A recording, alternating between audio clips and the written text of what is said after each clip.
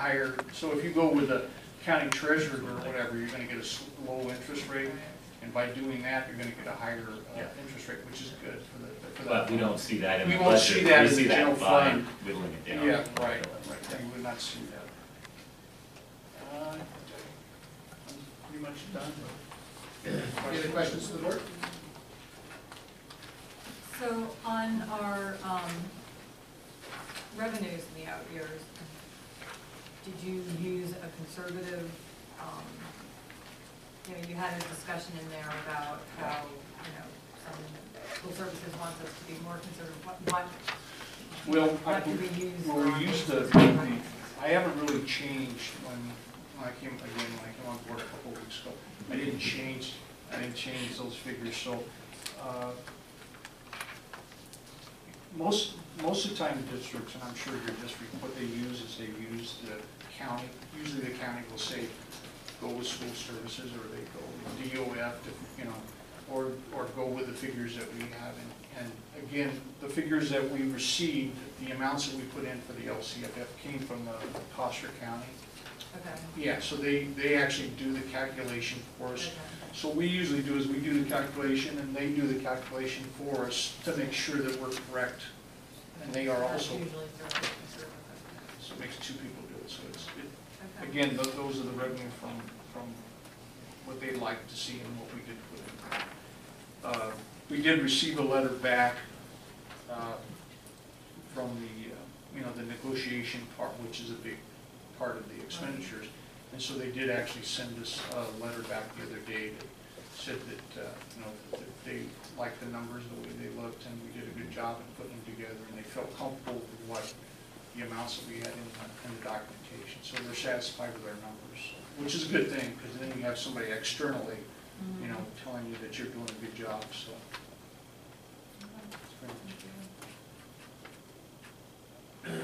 Yeah, I wanted to acknowledge something which you said earlier, which is that, our local and parcel tax and donations are a huge portion of our revenue, and that's thanks to all the community for fundraising and supporting the past parcel taxes. But I also just wanted to ask you a question. On page 125, near the top, there's a sentence in the second paragraph. The multi-year projections are based on assumptions which have a high probability of changing. Are you referring to going out the May revised or the LCFF, or what exactly are you referring to there? That's a statement that we'll read. I think it's all of the above. Everything, okay. Because this is education funding. The first time I read that, I was thinking you meant between now and the end of the year, the May revised, but then, Yeah, with 14, 15, you're pretty much as is in 14, 15. But again, the May revises, I think it's going to be better actually in May, so. Yeah. Which is going to be good for the district in that sense. Hoping so. Yeah. Any comments from the public on this item? Charles Jenner, President. With the substantial local funding, OEA wants to just say thank you to parents. We really appreciate it. Beyond the money, though, we noticed that your volunteerism is incredible, and that is so important to us, staff and teachers. Thank you so much for your time and commitment. I really appreciate it.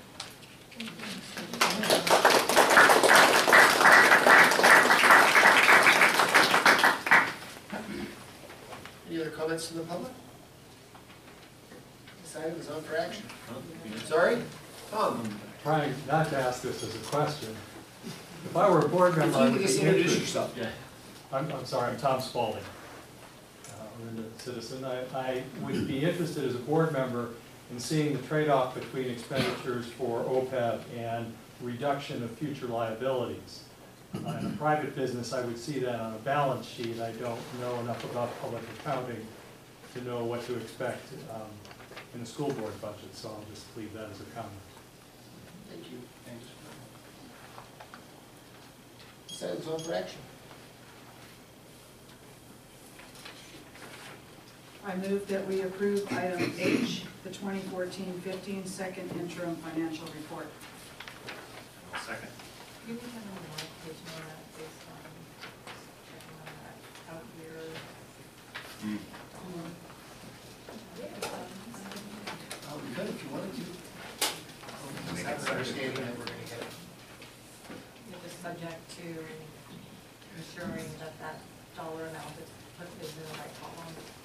have to adopt We have to adopt all.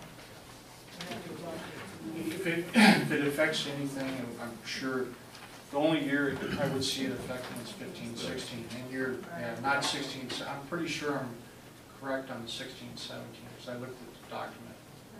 Because you're paying out, again, you're paying approximately $500,000 a year. And that's the reason why when you said earlier about the $1 million, I believe that was 2 years, and then 16, 17, that's the reason why it's not, no 15, 16. So again, the effect would be 15, 16, and it would not, It doesn't impact our certification, no.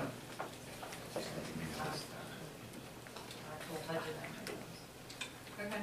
So we had a motion and a second. All in favor of approving the 2014-2015 second interim financial report? Aye. Opposed? It's unanimous, thank you. Next is item I, the elementary mathematics instructional materials adoption. Kathy Marshall. Good evening.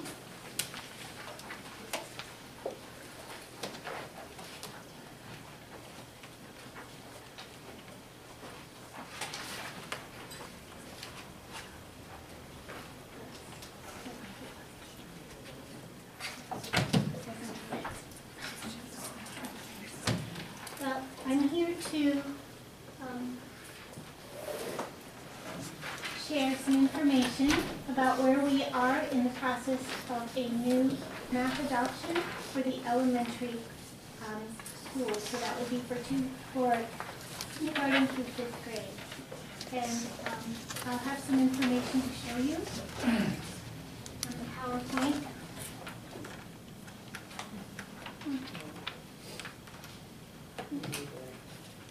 Sorry. Yeah, don't get used to it.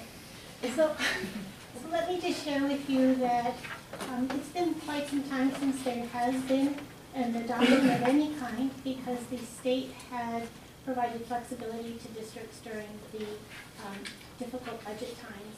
The last time that Orinda had an adoption for mathematics was in 2009, which was 6 years ago. So what I wanted to share with you is that it's coming. Thank you, Kathy.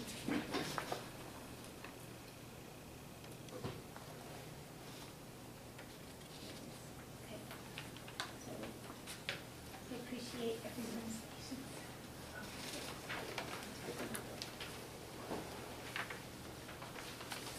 So this year, for our local control accountability plan, it was in the goal for this year to have an adoption of instructional materials for mathematics.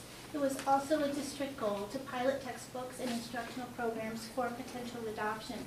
So with this, and through the curriculum committee, a subcommittee was formed which was actually called the Pilot Advisory Committee. And we sought representation from all grades across the district, and a commitment of participation was required for the full year, as well as to participate in training and the evaluation process. We used the board policy selection and evaluation of materials as our guide. That's board policy 6161.1. So this was our advisory team. We called them PAC for short.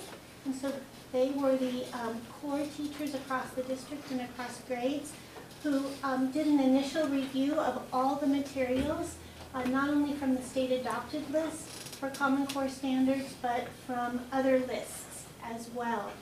They met in June, and through that process, they also, in the review process, started to narrow the gap of programs that they were looking at. You may recall that we had the materials on display for public view at our former location at 25 Orinda Way. And through this initial screening, they were able to narrow the scope to 3 programs to pilot, and then they developed a timeline and a process for implementation.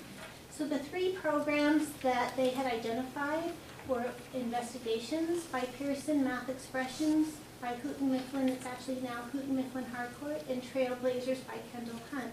However, Trailblazers, when identified at the time, was really only, there was only interest at the K-1 level for reviewing it. Actually, the textbooks had not even been finalized and in print yet for the upper grades at the time that we started. The trainings provided for all three programs also included researching and training and using a common math toolkit for the evaluation, the program materials, and then on the online applications for these. So in addition, we wanted to set a timeline that would really bring us to a point actually where we are now, where we would be able to meet the LCAP goals and the district goals, as well as plan for next year and have time for implementation and working with any new materials. So in June, the Pilot Advisory Committee set a timeline that trainings and distribution of pilot materials would begin immediately in the fall. We'd have 2 phases, and we identified, using our scope and sequence, what common units would be piloted throughout that process across grade levels. And then in January, actually, the pilot committee extended the review. We needed more information. It wasn't the original timeline for us to come at this point. It was actually earlier, but we needed more time. And then we also wanted further training on one particular program, which is math expressions. So in looking at doing a pilot, it was important to the committee to expand and make sure that we had representation across the district. And so you'll see, even though we had a pilot committee, we had pilot teachers across the district. We had most of our teachers actually involved in the pilot, and then we had 5 teachers that were part of what we call a review, who were using components of it. It was about 45 teachers representing all grades. It was a huge commitment from all these teachers. It required study, it required collaboration, it required using a toolkit to evaluate each of the materials that they were using. And we really felt that each pilot teacher needed to use both or all 3 materials that we were recommending, so that we would really have some concrete information to proceed with. And so I want to just say publicly, I applaud the extra effort and communication and coordination that took place. They also communicated with all of their parents, discussed it at parent conferences, sent letters home to inform parents about what was happening in their classroom with regarding math instruction and the pilot. So at the end of both of our phases, we did some extensive analysis, and this is just a copy of the initial analysis here. And what you'll see is that on a scale of 1 to 5, the Pilot Advisory Committee looked and compared the programs as to what we were noticing, from content, unit implementation, assessment, class management, math practices, usability, and philosophy. So you'll see this is grade 3-5, and this is grade K2. And although we did not have one program rate in a 5 across the board, it was most concerning, we also found that across grades we couldn't find the perfect program. There wasn't something that was going to meet the needs at all grades. What we learned in Math Trailblazers, which was piloted by K1 at the time, that we really liked the philosophy. We really liked the math practices. It rated very high in content. But in usability for implementation, it was a 2.6. It was very, very low. And so the usability and the time invested to take it over was very challenging. What we found is that the philosophy of math of investigations was very high, but it did not support it in any of the other areas for Orinda students. When we were looking at this, we were really looking at what we need for Orinda students. Math expressions, although appeared to be more of a traditional approach, the committee over and over said we need to look at this a little bit more extensively, because we're seeing that in our ratings that it has the most that we could use across grade levels, some more than others in different grade levels, but we have enough background knowledge of the Common Core that it could support our instruction. So this final program and analysis actually leads to a Google Doc, which would show what, I don't know if I can pull it up. I think it will, which shows our final analysis of math expressions as we were going through it, from a 1 to 5 in all areas. And so what this does is it shows us that a 3 on up math expressions seem to offer quite a bit for us, and we use this as our guide in all areas. It goes on for 4 to 5 pages, and I can certainly make it available to you. Because kindergarten and first grade piloted 3 programs, it seems that there wasn't enough time for them to really look at some of the areas. That's why you'll see not applicable in this particular area.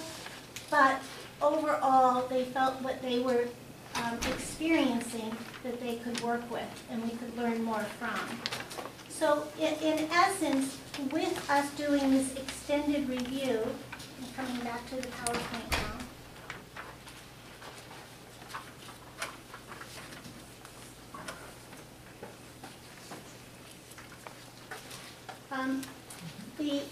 The committee met again in February, and they reached unanimous consensus to select Math Expressions Common Core.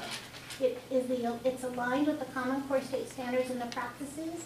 It does have room for instructional best practices, meaning that although we need to, it has all the components. How we deliver it is going to be up to how teachers are working together. We don't want to lose what we know is good instructional practice for students, and so it helps us get there. It's research-based, and there's a balance between the fluency and the conceptual understanding. It has some hands-on inquiry-driven questions and problem solving, leading kids to find solutions. It meets the needs of Orinda students in that it also has lessons for intervention, lessons for special populations, and it has challenging differentiation lessons. It has an online component, and it also has parent and student resource accessibility through that. So with this in mind, in looking at moving forward with purchasing a new adoption, which we haven't done in a long time, we look at what funds we have available for this process. And so we do have Common Core funds that need to be spent by the end of this year. And so there's a component of that that would be used for this purchase. Your board agenda bill says Title III, and it's supposed to say Tier 3. So we do have Title III funds, but they would not be used for any of the instructional materials purchases. They're Tier 3, which were those flexible funds. They're one-time funds. We've had them in reserve for future adoptions. We've just been holding them for this purchase. They've been designated for that, as well as for lottery. The way that the purchasing works is that it's actually a one-time purchase for the next 6 years. What that means is that it's a subscription, and the purchase would take place now, and then each year subsequently, there's no charge for any of the materials that are purchased. What we're purchasing is the student activity book collection, the consumables that come each year. We're purchasing the online license. We are purchasing a grade level literature library that goes with the math adoption, and there's a manipulatives kit. All other components of the program are, they call it gratis. It comes with the package. In your agenda bill, I have a range of what the cost would be for the next 6 years. The reason I have that range is that it may be, as we are looking at this, that we have many of the manipulatives and we don't need to make as many of those purchases. So that's something that I would need to evaluate and assess with each school site. But overall, we also have the option of splitting the purchase into this year and to next year. We could get all the materials this year, but we could split the payment so that some is coming out of 2014-15 and some is coming out of 2015-16. As part of the purchase, there is professional development included. There's 2 full days of staff training that can be broken up just for the basics of really becoming familiar with the materials. There's also additional training that's included in the package at a very reduced rate because of the large purchase that we're making. In addition, the Pilot Advisory Committee really feels that if we can structure opportunities for teachers to meet after each unit next year to really assess how did it go, what do we need to fix and change, because we still are coordinating and collaborating to meet the Common Core standards and see how our kids are doing, work to develop a pacing guide, and also to have the training on the online program so that we can really show parents the activities that will support the kids at home. So if adopted, our next steps would be to purchase them so that, as I mentioned earlier, so that we would have these materials prior to summer for classroom planning. We would start some professional development, not only on the materials, but in the use of the technology associated with them.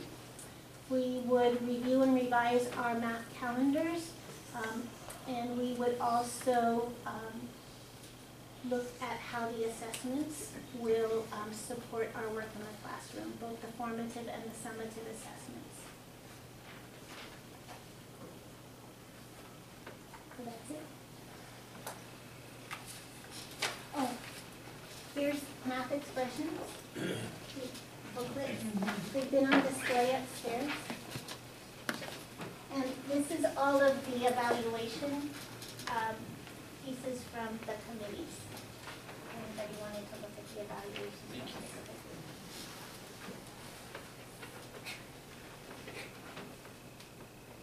Any questions from the board on this item? Sarah? Yes, thank you. I have a few questions. So first of all, regarding the financial considerations, it mentions 1,550 students. And the next page says that they do this math expressions for K to 6, but I assume we're just talking about K to 5? Yes.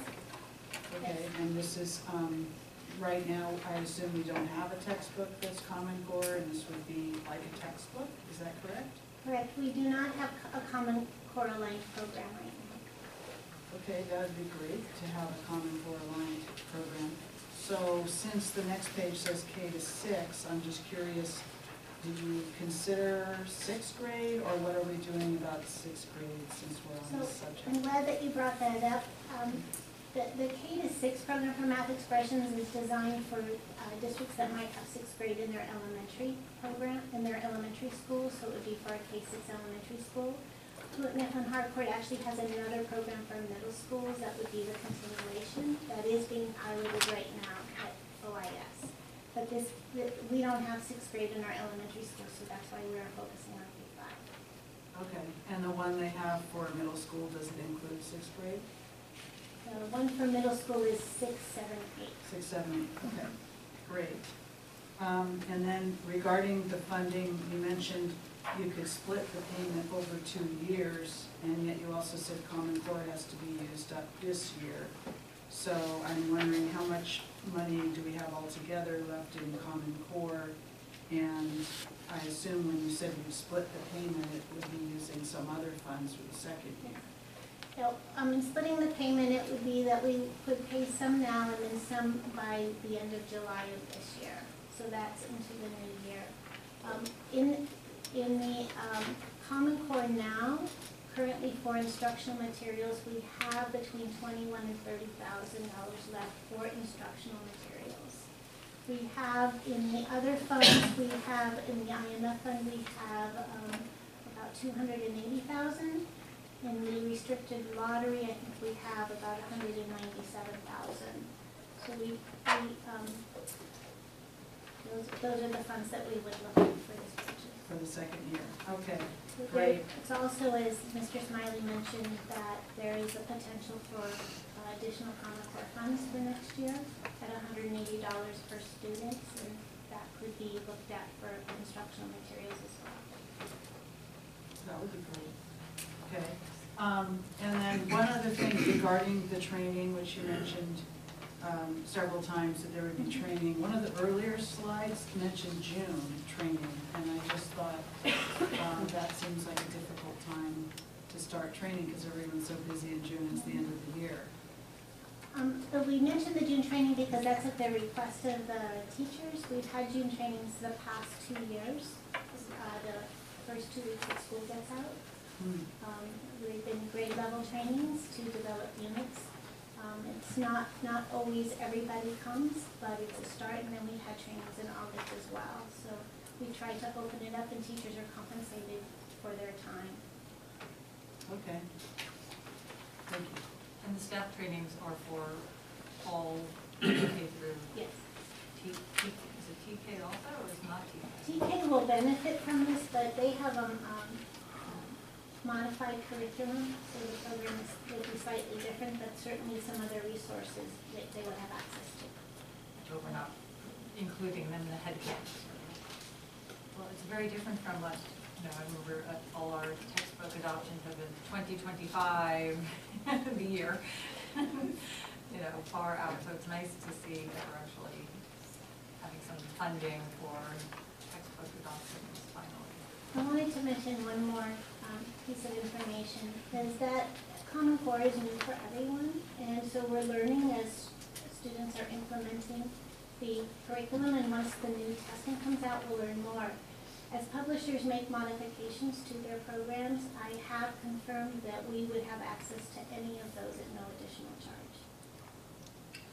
As kids who are living through that adjustment, appreciate that. I also appreciate the monumental task it was for teachers to try to use different curriculum, test it, and do all that evaluation. And there was a lot there in the Google Doc, but I have a special interest and wanted to ask about the online assessment and intervention programs, because I see that helping kids a lot, taking what's happening in the class and in a familiar way, working through it. Was the group able to, given the time period and all the constraints, take a look at that portion of the program? Some more than others. Our January training, we opened up to all teachers, whether they were piloting or not, and we had them ready to experiment and experience with their students what it would be like to do some of those. But again, the level of understanding, it's going to take some time to learn how to do it. Teachers who were able to do it over a period of time definitely saw the benefits of it, and it really engaged other teachers to try it. It's good to hear. The more traditional textbook companies sometimes have a more cumbersome online process. I think that's developing because they're developing. So I'm interested in that. Not only the content of it, but the access, the ease of use, because if it's not easy to use, no teacher or parent, kid in particular, even use it. So. We previously, in our current adoption that we did in 2009, it was by the same company. Oh, okay. It's familiar to teachers, format. So it's, that was another common attraction. Anything from the public on this side? Charles Shen, the OEA president. Compliments definitely go out to teachers that piloted these 2 adoptions. Actually, there were 3. I think compliments need to go out to all of the teachers that had to make daily adjustments in the form of providing supplemental materials that were developed on their own. They weren't paid to do that, but continually have done that all last year and this year. I just know from working with my grade level team, that was extensive time that they put into it. So I just want the public to know and the teachers to be acknowledged for all their hard work. Maybe they didn't pilot, but they did provide a lot of supplemental materials that were at a cost and an extensive amount of time to do that. So thank you, colleagues, and thank you, parents, for understanding. It's been a rough year and a half of trying to supplement for the Common Core. Not that we wanted that, and Kathy has done a great job with the committee and working with the teachers that piloted but there was a lot of work, and I just want to make sure that all of those unsung heroes who are not here tonight hear that message from me, and that the public know that there was a lot of effort on the part of the teachers to make sure your children were getting the Common Core program. Thank you. Thanks, Charles. Anything else in the public?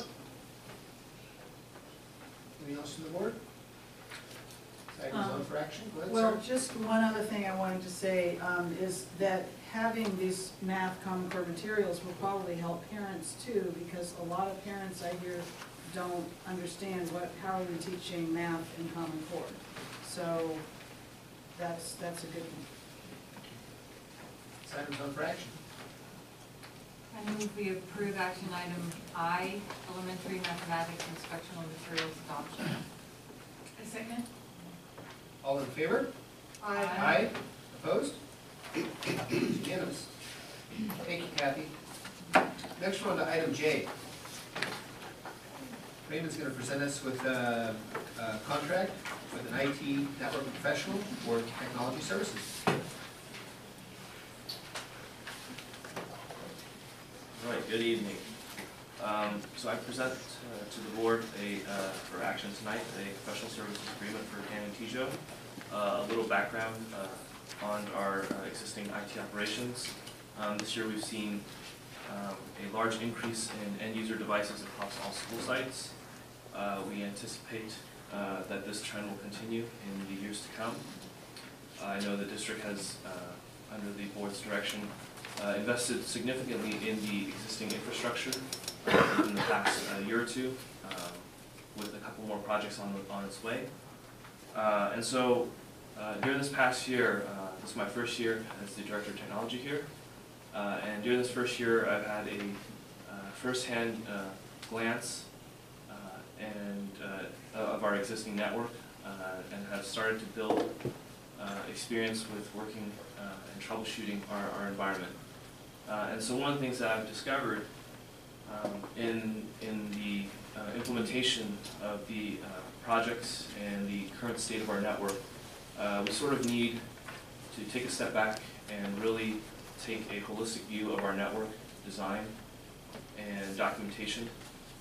In talking with Residency, our previous contractor, there was some staff turnover in their organization, and they were unable to provide sufficient levels of documentation in order for me to troubleshoot issues in a timely manner. And so in looking at what we need to do to get ready for CASP and for preparing our network and implementing future projects, we sort of need to take a step back and really look at configuration of our network, documentation of our network, and really go back and redo those things. And really, with the idea in mind that we're going to look at implementing best practices for network configuration, for looking at developing a high availability network where we can support the increasing number of devices that are going to be coming into our network in the next few years. And so for this professional services agreement, we're looking to contract with Tanny Gijo, a Cisco certified network engineer, to provide some of those professional services. His work will be under the direction of me, and we will be asking him to perform a number of tasks, including network discovery and configuration review, performing wireless surveys at each school site, and implementing some of the configuration and design changes that we want to do according to best practices. We've already worked with him on a limited basis, where in preparation for the Delray 1-to-1 laptop deployment and January 26th staff development, we had him come in over a weekend and do some of those things, some of those tasks that are listed in this agenda bill. And so we were able to discover quite a number of items that needed configuration changes, and we were able to make those changes in support of those initiatives. And so far, since that weekend in January, we've seen good results. We had a successful staff development day, and the student laptops that were deployed have been in use since then. So we see that those are promising early returns, and we're hoping to expand that work to all of our school sites. Now, looking at the cost and the financial impact, the entire agreement cost will be charged to, paid for by the Common Core one-time monies for technology. We have about $100,000 earmarked for technology spending, and so the agreement will come out of that monies. And so also look at the cost, the charge will be for $110 an hour. That's the same as the contracted rate for Marin IT. The benefit here is that it will be a sort of independent party review, and a new set of eyes to look at our network design. And also, the bulk of the work will be done over the weekends, being that we can't make configuration changes while school's in session, while users are in our environment.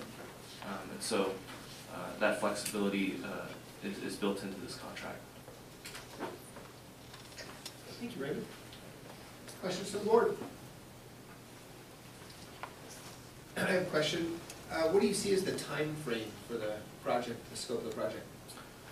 We want to make immediate changes, immediate review of our network as soon as possible. So if this is signed, we'll start the work this weekend. One of the things that we discovered at Delray is that some of the issues are going to take more time to resolve. So what we're going to do is, if we discover, let's say, a roof is leaking, we're not going to replace the roof during the school year, but what we will do is cover it with a tarp. And so we'll be able to continue operations until we can make some really permanent changes during the summertime. So our goal is to complete the work that's necessary to make sure that CASP is able to go without a hitch. And then as any larger, more permanent changes need to be made, we will make those over the summertime. Can any of this work be done remotely?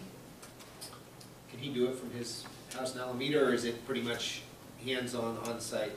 There's some components that can be done remotely, so what we can do is we can pull configuration logs and review those configurations off-site, but then when we need to do the actual configuration changes, we'll definitely want on-site to do that work. There's also another component where we're taking physical inventory and actually documenting where wires go to which box and to where, and that will require on-site work. This is great. Thank you, Raymond.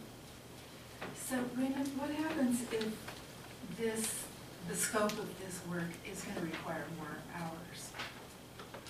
Or how confident are you that the work can be done within the 300 some odd hours? I'm fairly confident that we'll be able to do the work that's critical to the success of CASP within this allotment of time. We were able to set up Delray in a manner that can be usable for CASP over 2 days of a weekend. And so if we conservatively estimate that for each site, I think we'll be under that. Now there's some other components where we're trying to do some documentation and configuration in our main server rooms, but definitely the sites will take priority in this. Thank you. Any comments from the public on this item? I guess I have one question. Your experience with Marin IT tells us the importance of institutional knowledge. I think, I'm curious about where we know, where we found Danny Tijo, and as an independent contractor, do we have a confidence level that that knowledge that he brings can pass on in case he... I didn't Google him, so I don't know the answer to that. So I worked with Danny Tijo in another district. He served as a Director 3 of Networks Technology Support Services at the Alameda County Office of Education, and where he did this type of work in support of the districts within Alameda County in that region. He has since moved on from that position, but during my time within the Alameda County region, he was able to come in and do the same things for my district, doing design work, design implementation, and a firewall project. So we were able to successfully implement that for our one-to-one program and support the network to where we've seen an increase of devices from 1,000 to 10,000, and network utilization from 150 megabits per second to now peak usage of 920 megabits. So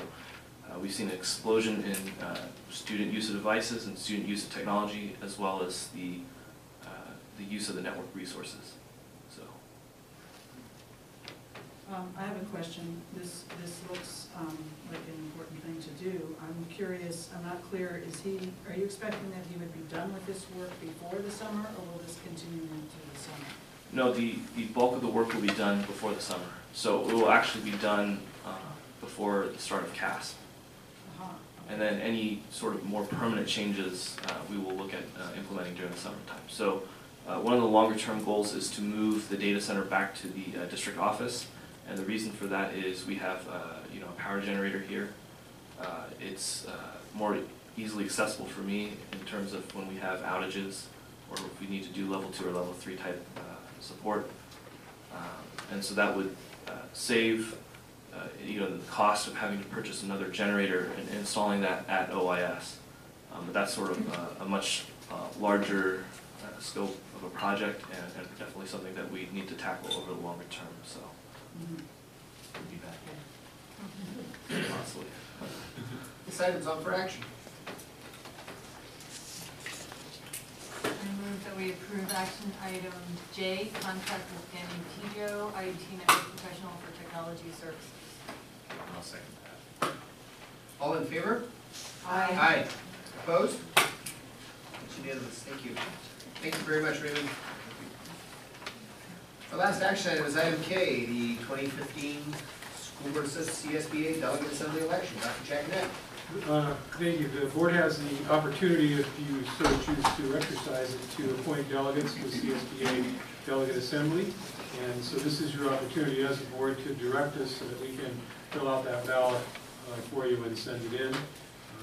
You can vote for up to 3 individuals to serve as your representatives on the assembly. And they're listed on the second page.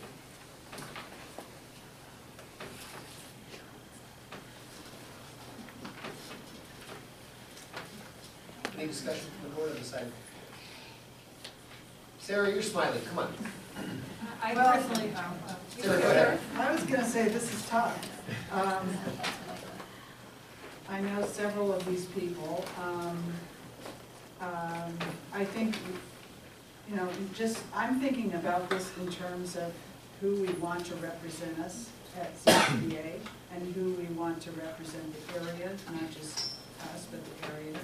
And so I'm thinking the person from Liberty Union, even though I don't personally know them, they're an incumbent and they're the only one from the east part of the county, that I would think that that person should continue. I know Jean Fulmer and she's local, and I would think, I'm sort of torn on the other 3 actually, who, I kind of feel like we should include that Liberty Union person.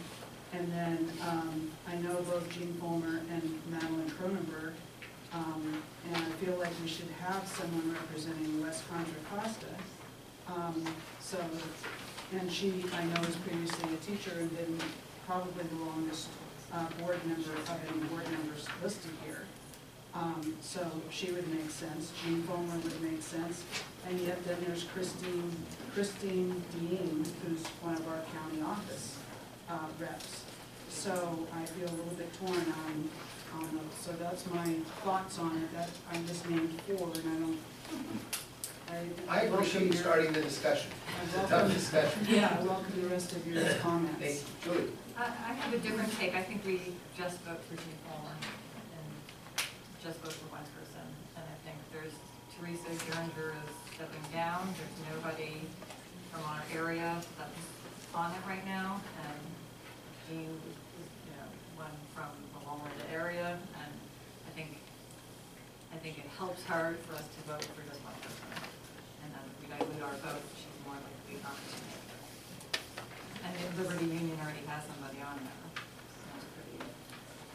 But that's not going to continue, They expire in 2016, so they already have a Oh. person on there. Oh, I see. So I don't know, my gut is to vote for one person. As a targeted vote. Carol, do you have any thoughts? Well, I can't imagine somebody who's a first-year board member wanting to do even more. So, the top one wasn't, I don't know any of these people. But, and not thinking about your point before, Julie, how just voting for one would help somebody that we know. But I was thinking of Jean Fulmer and Madeline Kronenberg, just because I liked their resumes, but I have no clue. Jason, do you have any thoughts? Not knowing the people either, other than from what I could see on paper, I agree with Julie's point. I think we have one clear vote for Jean. Yeah, yeah. Yeah, I forgot Christine Dean also was just elected in November, so she's got less than a year on the school That's why I board. didn't even look at them. Mhm. So, yeah, I would think Jean and Madeline Cronenberg might be good. Jason, I didn't know if you just tailed off or, No, I stopped. I'm at Jean. Detail. do you understand, Jean? Yeah. Okay.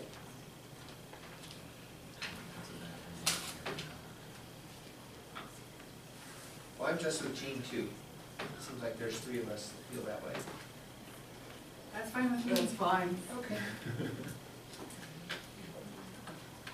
Can I have a motion, please? All right, sorry. Can we have comment from the public? It's like everybody wants to talk about something else. We're back to the board. We have a motion. They're off. Hurry up. Let's have a motion from the board. I move that we vote for Jean, is that who we decided? Fulmer. Jean Fulmer. Second? All in favor? Aye. Okay, nice to meet you. So we have been sitting here for a long time. I'm thinking we take a 1 hour dinner break. Here's everything. It's a joke. It's a joke. Come on, come on. What I see is a room full of future school board candidates. I don't know that. I appreciate you enduring our meeting. And That will get you not to do it. you know, it's been enlightening for so many of you. And I truly do appreciate you all being here. We're next going to start our discussion items. Discussion item A, Extended Day Kindergarten Committee Reporting. The Director of Curriculum Instruction will give an update on the committee activities and findings. Kathy Marshall. So, for this discussion item, I'm here to provide you with an update. This is just an update from our last board meeting. Since the last board meeting in February, we have formed a committee, and the committee has had 2 meetings. The focus of the meetings have been on what the board directed us to look at: the proposed schedule, a plan for implementation, and a projected cost analysis. The committee is comprised of 4 teachers and 2 parents, an administrator, and myself. And some of the representatives are here tonight as well. So through the process of our meetings, as I mentioned, this is just an update. We've been exploring the schedule, and prior to doing that, we really talked about what are the goals and purposes of an extended day kindergarten. And really it's focusing on having adequate time to implement the Common Core instruction, adequate time for balance of all of the subjects and the needs of young children. And so with that in mind, this has been the umbrella for our thinking and planning as we move forward to look at schedules. The outcomes of an extended day were also talked about, in that over time, it would be, the committee felt that there would be fewer students needing intervention, and that possibly there would be fewer transitions for students who may have multiple activities in the afternoon. So I'm going to share with you just a draft. It's just been in conversation. It is an extended day schedule. It does align with having a staggered schedule, which is what we have now, where we have early birds and late birds. And it does look at starting at 8 o'clock with early birds, and then all students joining together at 8:45. It has the same number of minutes for recess as we have this year. All students are together after that. It does include a lunch. The committee talked about the lunch starting at 11:30, so the kindergarten students could be somewhat separate from the rest of the other students. However, we have to look at the impact still of how that is on other programs at the school, such as physical education, assemblies, and also with custodial setup in the multi-purpose rooms. And then the early birds would leave at 1:10, and the late birds would stay for additional 45 minutes, leaving at 1:55 at the same time that the older students, early bird older students leave. So they were trying to look at reducing the number of transitions for families. So to look at this in a different way, it's the same schedule, but it's divided up by the early bird schedule and the late bird schedule. And you'll see that the total instructional minutes without recess is 245, and with recess it's 265 minutes. So this year we have 210 minutes in our schedule. Including or not including recess? Including recess. And then one more way to look at it is this is our schedule this year. And then that's our schedule, the draft schedule with the recess included. If the certificated teacher is out with the students during recess, the instructional minutes do count.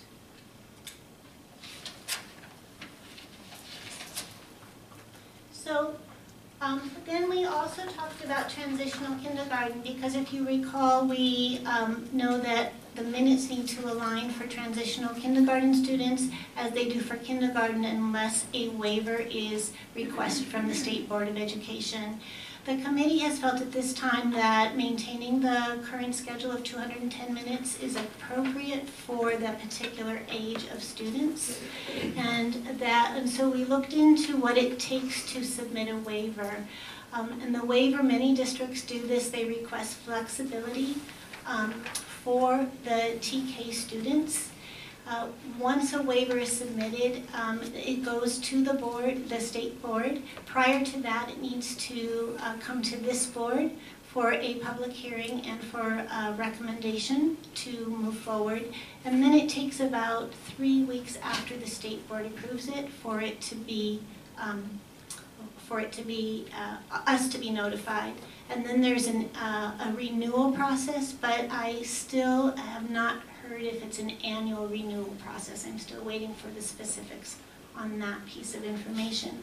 One of the discussions that came up about TK being the same minutes is, one, it's developmentally appropriate for that particular age, particularly at the beginning of the school year in the fall with the needs that the students have. They're quite different. And also we began discussion, although it was not completed, about how TK teachers might be able to support the intervention that is currently being done by kindergarten teachers.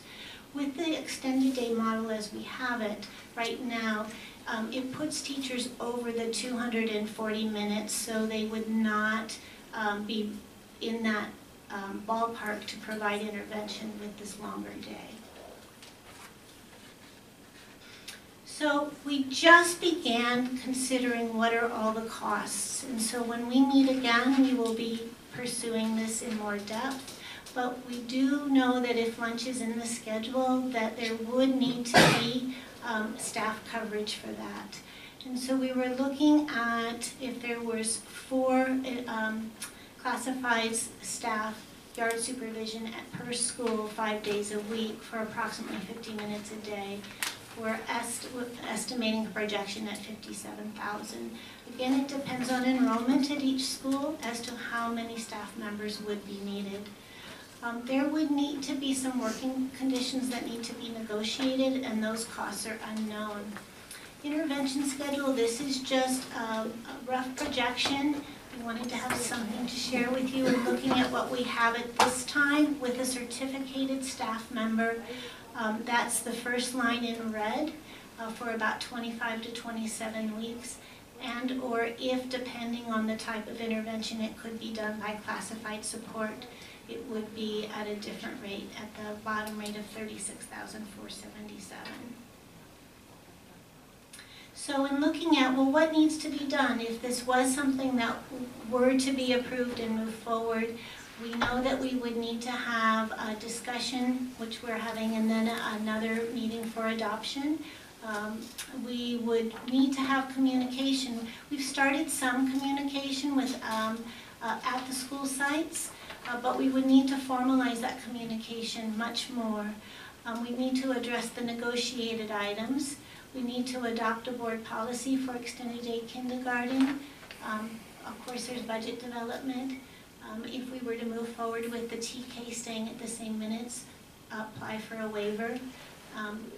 And introduce the new schedule during kindergarten welcome week and kindergarten orientation, which usually takes place the last week of April, the first couple weeks of May. And then looking at schedules and staffing, which would probably take place sometime over the summer, definitely before school starts in August. So the committee is meeting again this week, March 11th on Wednesday, and we're going to meet based on what the needs and desires and questions of the board are today, so that we can proceed to our next steps. Thanks, Kathy. Great presentation. Any questions from the board for Kathy? Yes, Kathy, outside of recess, how many additional instructional minutes would be added? 55 minutes. 55, okay, thank you. And I'm assuming that the timeline that you've been working toward would call for implementation this coming school year, right? Yes, that's what we were using as our benchmark. Okay, thank you. And I just wanted to say publicly to all the parents who have worked so hard to make this happen, thank you, because it's, as the more I hear about this, the more I realize what a huge undertaking it's been. So I want to thank everybody for this. Kathy, on your to-do list, one of the things that strike me is I appreciate all the work that's being done and being done quickly. And it's a lot of work and thinking. You had the idea that the next time the board would be able to consider this would be an adoption as opposed to another discussion. And I take it you're saying that because you would want to have something in place for April, May, those kindergarten intakes, or do we have more time to flesh things out? We thought we'd come back in April with a full report, whether it's discussion or adoption would be up to the board. But the goal is to have a full report then. So this is our opportunity to get out to you and the community things to consider in that process. My preference would be to have it as an action item if it's really a complete report. Yeah, I would too, at least in terms of getting our direction to pursue it. The one piece that seems like it may take time is the negotiated item with OEA. I don't know what the time frame on that would be, but I would like as much as, yes, it can take a lot of work sometimes, or discussions back and forth. Anyway, as much as we can have the full report in April, I think that would be great, and so that we could give direction to the district. And then regarding the OEA piece, I would hope that you, or I would ask that you would reach out to them as soon as possible, whatever's appropriate, rather than waiting until after April, for example, so that you can start getting a sense of what it will take to work those negotiated items out. And also, in terms of the board, rather than not hearing anything again until next month, if you're gonna have this meeting, since we don't have a board member on your committee, I would prefer to hear some sort of update after the meeting at least what you addressed in the meeting or something, so that we can kind of follow along what you're considering in the process before we get to the next board packet a month from now. And maybe in the Friday update. Yeah, and the Friday update's fine. Let's see, I had a couple other questions. Do we have enrollment numbers yet in terms of, or, you know, kindergarten enrollment? I know we had last week or 2 weeks or 3 weeks ago. Do you have numbers yet?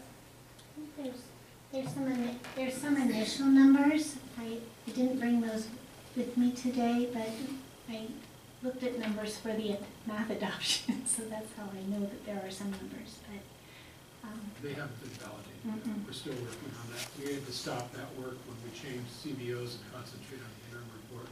Oh, So we okay. haven't been able to validate the kindergarten numbers yet. That's a task that's in front of us now that we have the interim and the salary schedule in place. Okay, good. But I would think that you would want to incorporate that into the upcoming committee report, committee meetings to know, you know, how many classes we're talking about, and especially with TK or not. So, you know, I did look at the California Department of Education website, and I see that they've got extended day and they also have full day, and I'm not sure, can you comment on, obviously this wouldn't be full day, right? This is just extended day, but could you tell us a little bit more about what that means in terms of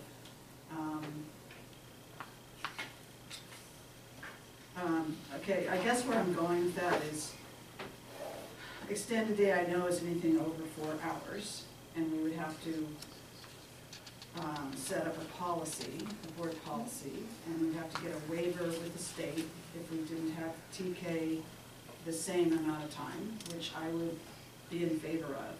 Even though I'm strongly in support of extended day, I don't see any reason to, at this point, to extend the TK program. I haven't heard anyone advocate for that, so I just want to say that. But then, so if we adopt this proposed schedule you have, which had the last students going home at 1:55, that's about an hour before the first grade schedule. First graders, I believe, the late first graders get out at 2:50. So what I'm thinking about is, how does that, for the teachers, you know, I guess that's what you have to talk to OEA about. But in the end, it would be very important to me that whatever we adopt for kindergarten teachers is compatible to the amount of time that first grade teachers have for the amount of time they're with kids. So that, I don't know if I'm making sense, but. Can you say that one more time? Are you saying that you want to make sure that kindergarten teachers work the same amount as first grade teachers? No. The amount of time that kindergarten teachers are with their students, that is compatible, or, compatible is not the right word, but fair in terms of the equivalent to first grade teachers.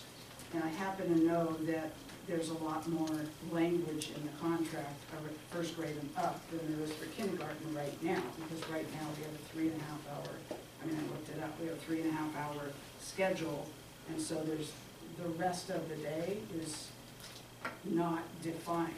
And if we're gonna adopt this schedule for kindergarten that goes from 8 to 1:55, then we wanna make sure whatever that is fair to the kindergarten teachers in terms of prep time, you know, breaks, all that kind of thing. I'm not a teacher, so I might not be saying the words exactly right, but I think Kathy probably gets. Well, that's by the work conditions piece that Kathy's referring to. Right, I know, I'm just saying it's really important to me that we work that out before we have to make a final decision on the final approval of extended day kindergarten, and I don't think that's gonna be worked out in April. What I would like to see is that we have the bulk of the report from Kathy in April, all of the issues that people have brought up, and give direction, yes, we wanna go ahead, but if we don't have that piece, the OEA part, which may take longer, then I would, rather than just leave it up to the district, I'd rather that come back to us again later for here's our final plan. See what I'm saying? One challenge here is gonna be that, although we're just having a discussion, part of this discussion has been the potential to take action on this. One of the challenges of taking action in April is that we won't have the May revise yet. And this is significant to our budget, and that should be a consideration for this board, is to consider how important it is to see the May revise numbers, and whether or not that will be personally, I think it will be a significant piece, really with the dollars associated with May. Yes, that's true. So, And we won't know that in April. that's correct, because it's before May. So the only thing we can do, though, is indicate, given the information we have, whether we want to continue to pursue it, and then have a final, another look in May, right? Including the budget. And that's why I was asking that question to Kathy on timing, is that would waiting until we have more of a sense of the budget and this and the priorities of other things that we want to tackle, whether May would be detrimental to an effective rollout of this program. I wouldn't want us to wait completely. No, it wasn't, not at all. You're saying for a final decision. Well, since we won't know the May revise and we may not know the OEA piece of it. One thing that we could consider is the application for the waiver could possibly still be submitted, whether we are proceeding or not. That is the other item that would take some time. So that is something that could possibly at least be done as in case. Do you know if the waivers are kind of being granted Yes. in matter of course, or is it pretty standard for them to grant a waiver? So also, Kathy, I wanted to ask more about the intervention piece, because you had just a little bit up there, that whether it's certificated or classified. My understanding of some of the intervention now is using Lexia and Yes. so you didn't happen to mention too much about Lexia or that type of thing, but could you explain a little bit more about that model? Because it seems like I'm just not clear on it, and This is actually just a draft, and we're still in discussion about this. But this was just to show a general cost analysis if it were to continue as it is right now with certificated staff. The committee did talk about using Lexia and the possibility that classified staff would be able to implement that. We also have another subcommittee of the curriculum committee that is looking at the intervention program Lexia, and we're looking at how we can be using it more effectively in different ways by more teachers than just intervention teachers. So they are in discussion about that as well. And then the TK teachers also on the committee thought they might be able to help support with intervention, which would be part of their regular day. So these are just preliminary ideas. There's nothing concrete yet as a recommendation from the committee, but we just wanted to share with you a basis of what we've come up with so far. Was there any discussion about where the funding would come from? No. Kathy, it's my understanding that we don't have any more than 100 licenses for Lexia, and that teachers from Del Rey and Wagner are not able to access Lexia for any intervention because they're all being used elsewhere. Is that correct? Right now, we're right on the cusp. We need to be, with our current plan, we need to be moving kids off who no longer need it, but we're finding the benefits from our intervention committee. We're finding the benefits of Lexia can serve more children than just the children we identified who need it. So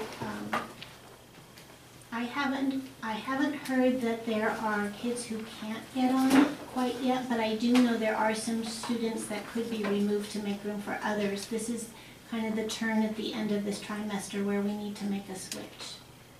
Okay, I've just heard from teachers at both those campuses that they can't get on because all the licenses have been used. So there's some concern about that. So Kathy, I'm sure we want to hear from parents and teachers in the audience, but I did want to focus a couple of the comments that have come out here and reflect on my experience as a parent of young children who've gone through kindergarten and been through intervention. And I'd love to hear the committee address just the direction you're going. It's just sort of the tail end of the including budget implications. 3 topics: content, cost, and intervention. On content, you were mentioning to Carol that this is a change in instructional minutes, 55 minutes, but I think the philosophy reflected in comments before and of the committee is that what we're dealing here is not additional instruction. It's getting kids instructed on what's in this curriculum, and that teachers feel they can't get that in the current time. That may be true or not true, but I'd like to hear that. And I think that's something that parents are both curious and anxious about in terms of what's being taught. I think we've already reflected on cost, and that's something that the board has to think of in balance. And I really appreciate those projections because that starts us thinking. But I also appreciate that these are just sort of fill-in numbers that we're replacing bodies. Which brings me to my third point of intervention. This assumes intervention replaces one with another. I think one of the real values of kindergarten teachers being involved in intervention is that they know the students they're spending time with, and that can have a real impact. And so thinking about what that intervention looks like, I appreciate the projection from the committee that, hey, there's going to probably be less intervention. You can actually get through the lesson plans more in kindergarten. But I'd like to hear more about that. I heartily endorse Lexia because I've seen it in action, and I think that's an important piece of that. But I think it's important to reflect on adding to the kindergarten day is not only a matter of adding resources in one place, but losing a really important resource in another place that we're not going to lose because we're going to replace it, but focusing on what that looks like so that we make sure we do that piece right. Kathy, can you give me in general terms, I don't even have a concept of what items would have to be negotiated with OEA. Can you just, in general, give me just a basic understanding? I don't think that that's possible at this time. We haven't had any discussions about that, and it would be premature to really go into that right now. And not even a general concept? No. Okay. Anything else on the board? Yeah, I just wanted to say one other thing. You mentioned on the intervention, if we continue doing it as we do it now, that those would be 2 possibilities. So, since you mentioned there's some other committee that's looking at intervention also, I assume that you're going to have that input to the kindergarten committee. And I would hope that you could talk about, maybe that's what the other intervention committee is already doing, but rather than just say, well, if we continue to do it now, here's what it costs. I would love to see, like 2 or 3 options on how we do intervention. I recently went to a CSBA training where I was talking to somebody at the coffee break and mentioned, we're considering extended day, and intervention's one of the difficult parts to figure out, and we do Lexia as part of that. And she said, we have Lexia for our whole district, we love it, it's wonderful, we bought it for every student in our district. So that's another thought, what would that cost? And, maybe we want to look at doing intervention differently, that it isn't necessarily going to cost what these numbers are. There's some other way to do it. So I just, hope to hear about that as well. Those are the exact conversations that the intervention committee has been discussing. Oh, good. Okay, great. Becky, can we get a copy of the PowerPoint? Oh, yes, I would like that too. And the update as this develops would be great, which you would normally do, but it's helpful for us.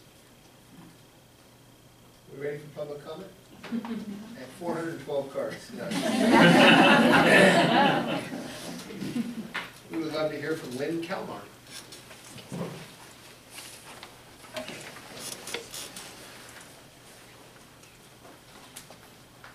Hi, I'm a parent in the Sleepy Hollow neighborhood, and I read about the previous school board meeting, and it seems there's momentum in support of extending kindergarten hours in our school district, but I do feel compelled to speak up for another point of view. My two older daughters are in the 2nd grade at Sleepy Hollow Elementary, and my youngest is 3 years old, attending preschool 2 mornings a week in Orinda. Next year she'll attend 3 mornings a week, and the year after she'll be entering kindergarten. When my older daughters made the move from preschool to kindergarten, I was so glad that it was a half-day program. The leap from attending 3 days a week to attending every day was enough for them to manage without also having to deal with a longer day. In fact, when they started 1st grade, the first couple of months were a little tough because of the longer hours. I was grateful they at least had a year's experience at the school, adjusting to the new environment and daily schedule before tackling the longer day. In kindergarten, my older girls really needed that extra time at home to play, explore, and spend time with loved ones. With my youngest, I'm concerned she'll end up in an extended day program and will find the first year of elementary school more overwhelming and stressful as a result. Some children enter kindergarten having attended a full day daycare or preschool all week, and the adjustment will be easier. But there are also many, like my daughter, where kindergarten is their first experience attending school 5 days a week, and that alone is plenty to manage. I hope you'll keep this perspective in mind when you make your decision. Thank you. Thank you very much.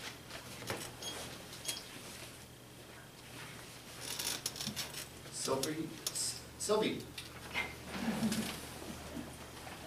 Is it Murillo or Murillo?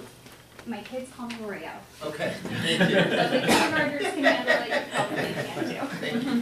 All right, right here, okay? All right. So good evening, Dr. Jaconette and board members. My name is Sylvie Murillo, and for the last 9 years, I have been teaching kindergarten at Wagner Ranch. I'm also currently part of the committee who is working on investigating the possibility of the extended kindergarten day. I wanted to thank you for the opportunity to speak to you tonight, and also thank you for your recent visit to my classroom. I appreciate your willingness to come out and see what I do each and every day. Tonight I would like to speak to you about the extended kindergarten proposal and how those extra minutes of time would be used. I know that there are some parents out there who are concerned that more minutes means more content, more curriculum being thrown at these young children. That is not what we want. What we want is these 4 reasons for extending the kindergarten day. Number 1, more time for transitions. Number 2, to give more depth to the current curriculum. Number 3, to stop having to pick and choose what we teach. And number 4, to allow more time for social development. So first, transitions.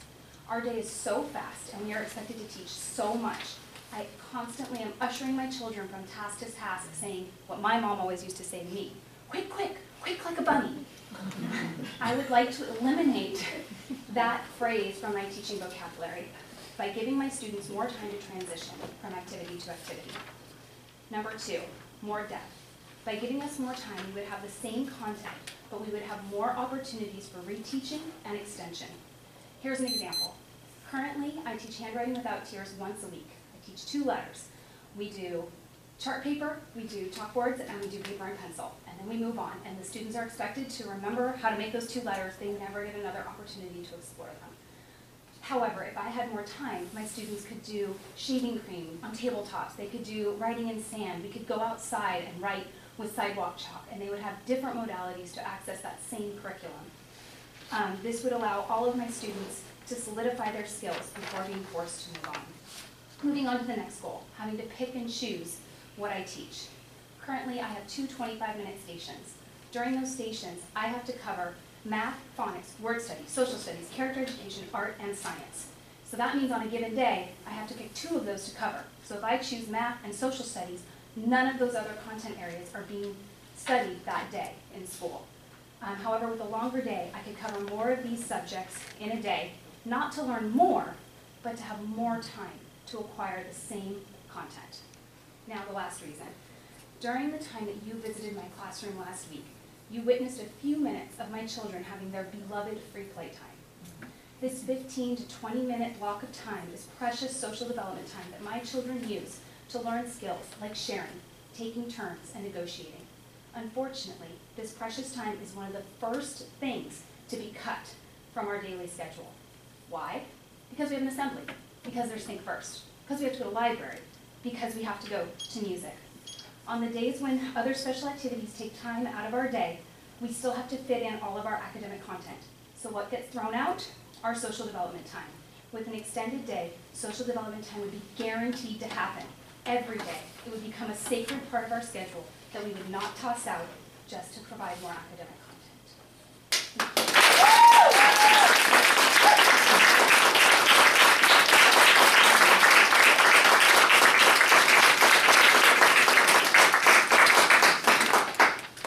Brad and Allison Coburn.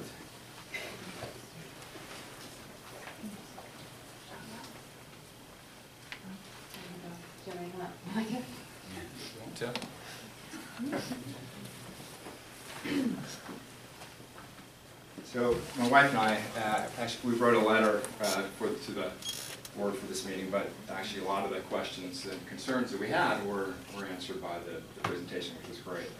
Helpful to know a little more about what's actually planned and you know, what the extended kindergarten is all about. A couple of concerns still remain. One is funding.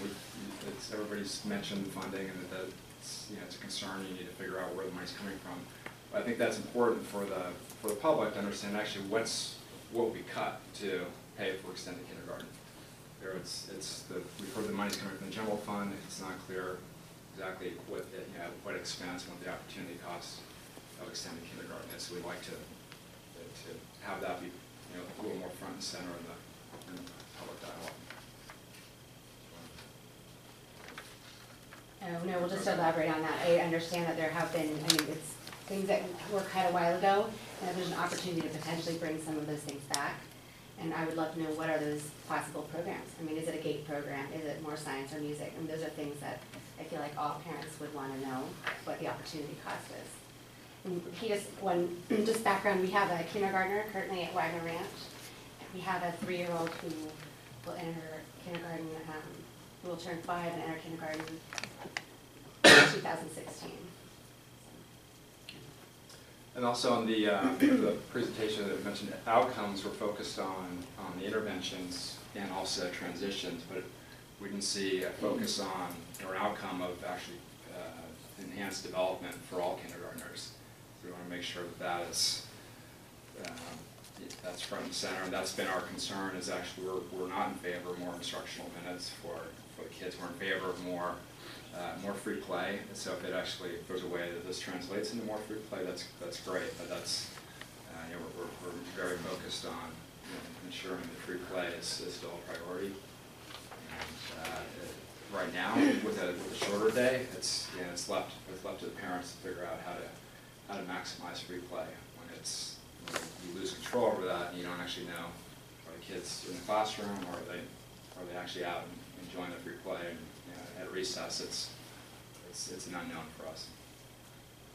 Yeah, just to add on to that, so we've read a wealth of research that suggests that less instructional time, less structured, and more unstructured play is what leads to more cognitive development for kids, social and emotional development, and ultimately academic success.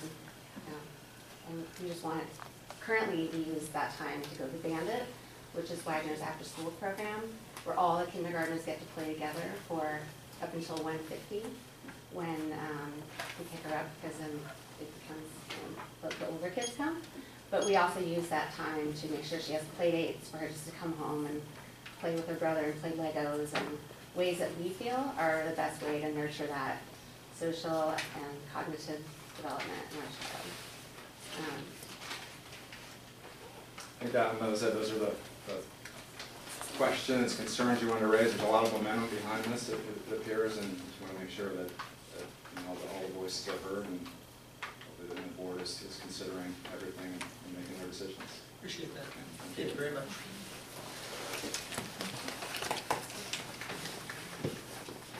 again, I just want to thank the public, everybody for being here, for your interest in this topic, and boy, you've been here for 3 hours. You've seen a pretty typical board meeting, but I just really appreciate you all being here, and again, your interest in all of our kids. It's much appreciated by the entire board. I couldn't get to the speaker part without making a huge disturbance. Charles, please. I do need to say, thank you, Kathy, you did a great job of putting the committee together, and that was a very impressive presentation, and I know that you have such a huge schedule, and having this added in was a lot of additional work on her. So I just wanted to give a shout out and say, Kathy, thank you so much for putting the added time into this. I appreciate it.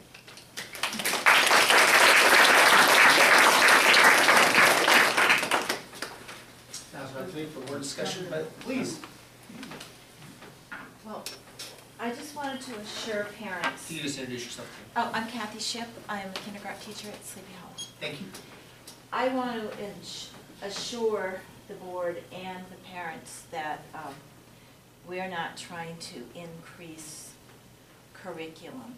However, the curriculum has been increased, and it's not in our control. There is the Common Core, and there is quite a lot to cover in kindergarten, and we find ourselves, if you have one extra thing, which we do, we go to the library, we have, you know, things that Sylvia mentioned, that we're eliminating something. And it's just like it's like a game of Tetris. You know, this goes here, so that goes there, and that goes there. We really do want to have that developmental time, the time where they do have a chance to play.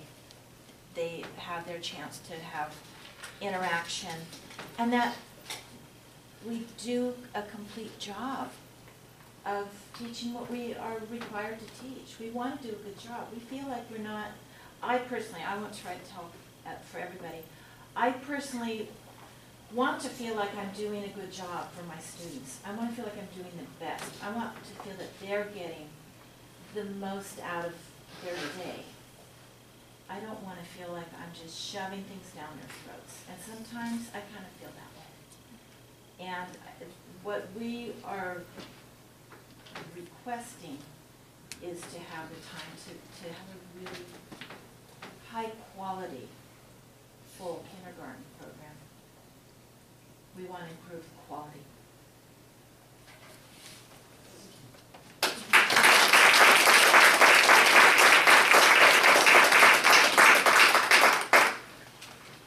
Any other comments from the public? I have a quick comment. I'm sorry, Cheryl Bjornson, Aaron. I thought I was going to actually get off the not speaking time, but I just wanted to, well, say also, like reiterate what Charles said. I know this has been a tremendous amount of work for Kathy, and I wanted to appreciate, you know, the inclusiveness, you know, including parents and teachers and a principal in this, and thank you to the board for listening to me yet again, and Dr. Jackinette. And I just wanted to point out to everybody and people who haven't been to previous meetings that this has really opened up in the parent community a huge amount of communication, and it's really been positive, and I'm open to hearing, and we all are open to hearing all sides, so we value what everybody's saying, and we really want to hear your comments and your concerns. And I would be happy to share our presentation with class. It has a lot of psychological data if you'd like to look at it. But I just want to let you know that, like, I think as a parent community, we really feel like this is an opportunity for us to come together and really listen. So I want just to acknowledge that everyone's being heard, and I'm glad that you guys were able to voice your opinion. So that's it. Thank you for your time.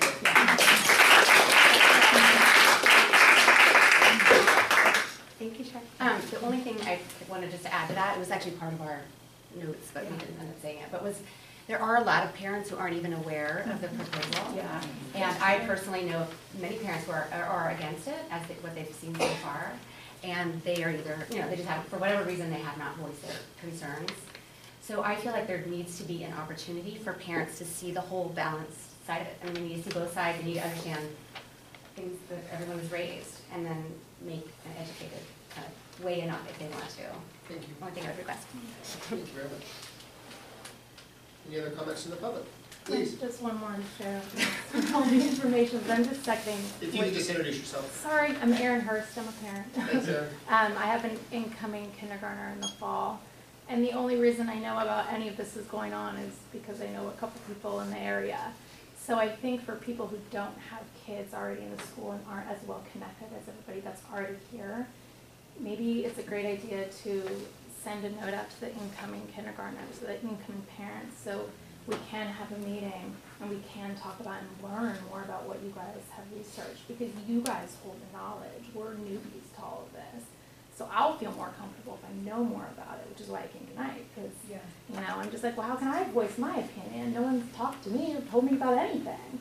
So I think that's when I worry about, oh, let's make a final decision in April, not because I'm against it, but I just want to know what's going on with my kid, like my kid's school. I tried to get an interview at our elementary school saying, hey, can I come check out what goes on so I can see how the day is structured, so I can be more educated? And they said, no, we can't do that because it interrupts their day. Well, now I know why. You guys are on such a time restriction. I get it. But, you know, there's no time. There's no time for you know, but it's just, I like to know where I'm sending my child. I like to know what's happening in kindergarten versus the amazing experience she's going through right now in preschool.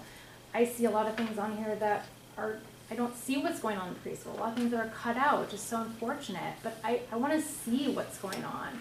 And I love being involved, but you're just not given an opportunity unless you're already in the school system. So just a little bit more communication that way, I think, would help a lot of people.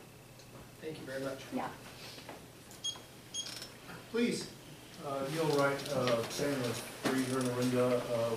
Our oldest is in TK right now at Del Rey, and we'll be going to Glorieta next year for kindergarten. So I just want to say on this, the issue of the waiver for the TK, I just want to put, it sounds like it's easy to get and it's not a big deal, and it's great to have the flexibility and whatnot.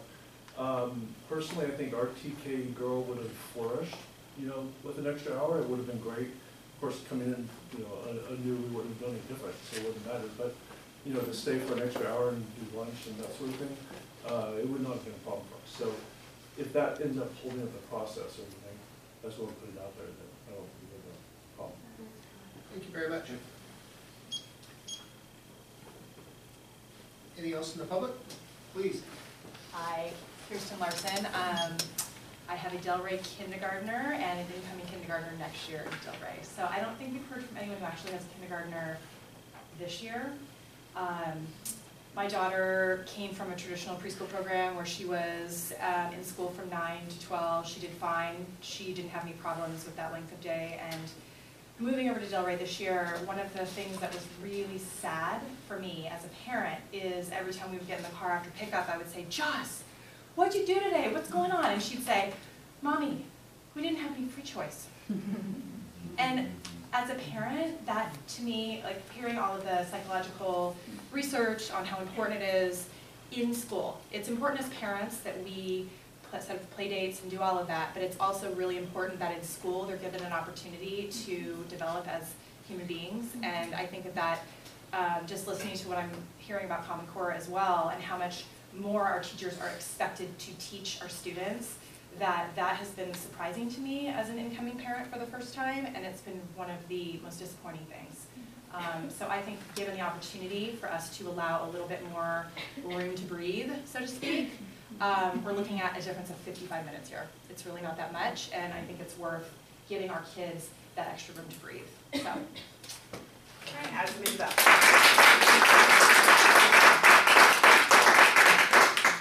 To that point. So I just want to add that. Introduce yourself. Sorry, Bridget Thomas, and I have a first grader at Sleepy Hollow and an incoming kindergartner, and then I have a 2-year-old. So this is near and dear to my heart. I think that having the 55 minutes in the school day makes a marked difference than sending your child to Gopher, or we just call it ASC, or Bandit, because it's within the day and within the learning concepts that they need that extra time to take it in and process and socially work out those problems with their peers. So I love the benefits of BASC, and we definitely use it, but I just think that an added 55 minutes of that time in the day, very different.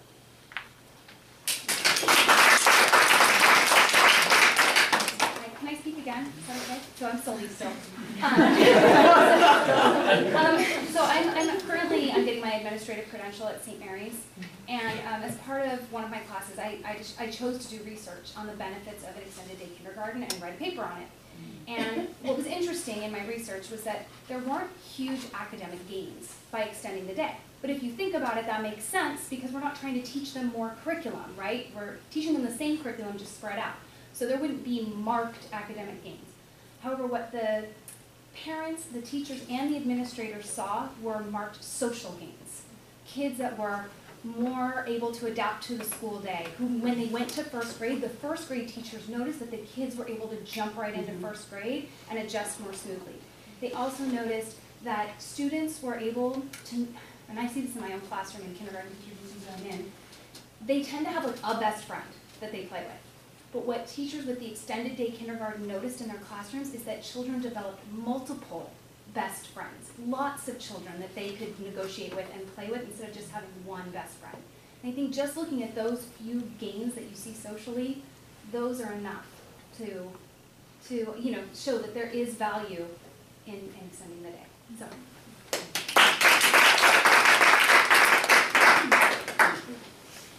I'm Jennifer Bond. I'm a pediatric nurse practitioner, clinical nurse specialist, and I also have 4 kids. And my oldest is in kindergarten at Glorietta.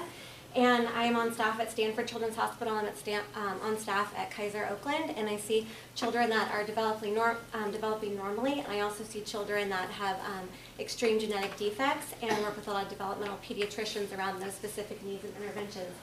And I think that as we're all getting more information, it is so important to look at the evidence that is supporting whether it be a shorter day or an extended day or a full day kindergarten, and talking to other parents as well as educators and as well as other districts, I think will also help all of us gain a better understanding of what's working. Last year and in previous years, Glorietta had a more extended day. And now the day is cut short, and I feel that my daughter is, it's been detrimental to my daughter, and I'm trying to, I personally am advocating for a longer day, for having not the content that's been mentioned, but also to have concepts stick and be able to be retained longer than the 5 minutes that they're being taught. So I would encourage all of us to talk to other districts, talk to other families, talk to other moms, and see the difference of the Common Core implementation, 5 years ago in kindergarten is different than today's kindergarten, and what the expectations are, and see how other districts are implementing those and how the children are responding to those.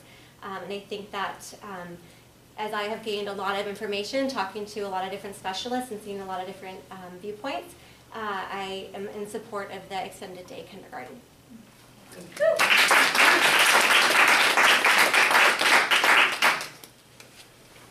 Any other comments from the public?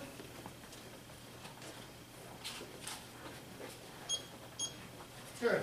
I just had a couple more comments after hearing everyone's comments from the public, and thank you everyone for speaking and for being here again.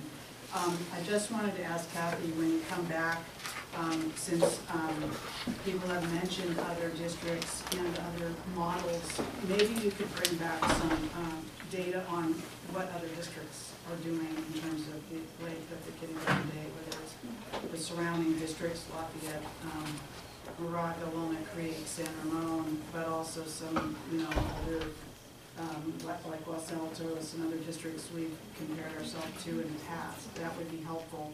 And then just since there was expression of some people that are not for a longer day, I think that maybe your committee can talk about whether Ed Code allows for one school or one class to be a shorter day.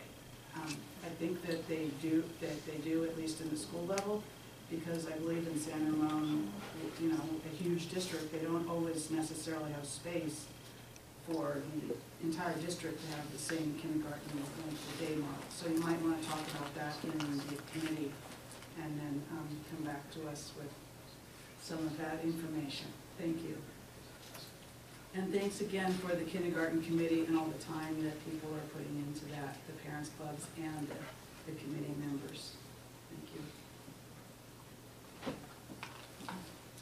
I want to just express that thanks again and apologize in addition to the thanks, because I think one of the things that came out of the discussion, I'm apologizing because I'm asking for more, is I think that a communication strategy of some sort to keep getting the word out. I think it's getting out. I think it's a small community and people are talking would be good. And I'm not sure, Joe, if that's a communication that comes just from the district to let people know who might not be reading the agendas, or through the parents clubs. I think we're already sort of doing that. We had a good point about parents who aren't here yet.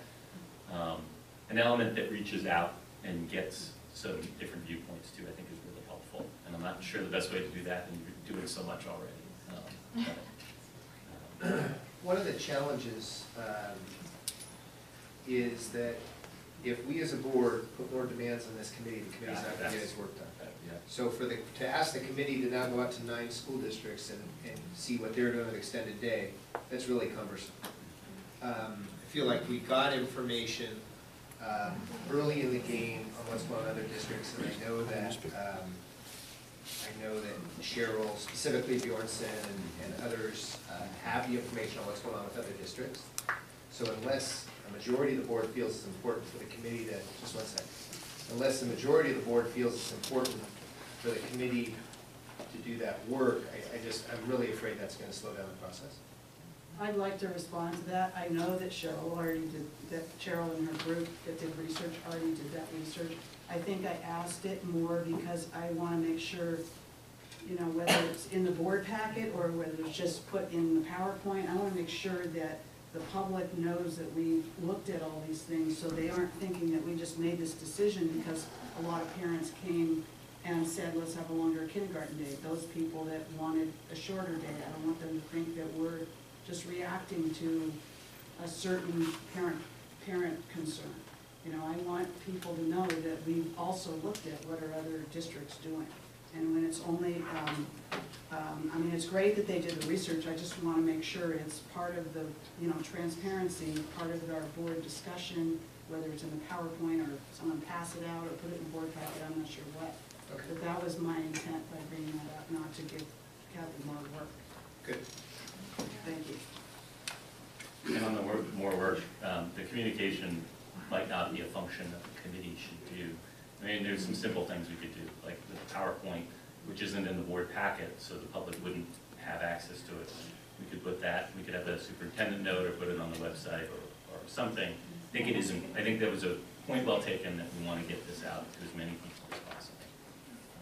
The hard part is reaching people who aren't in the district. That is, I don't know the answer.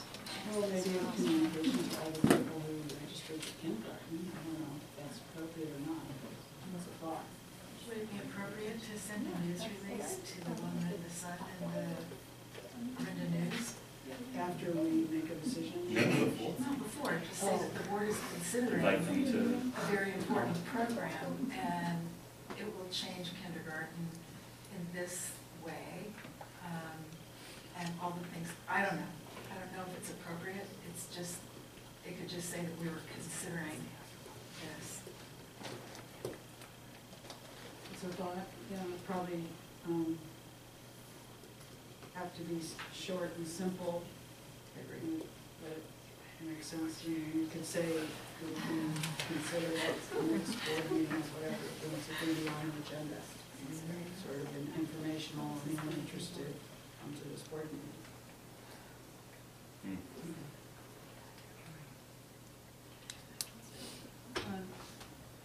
My main concern is the funding piece.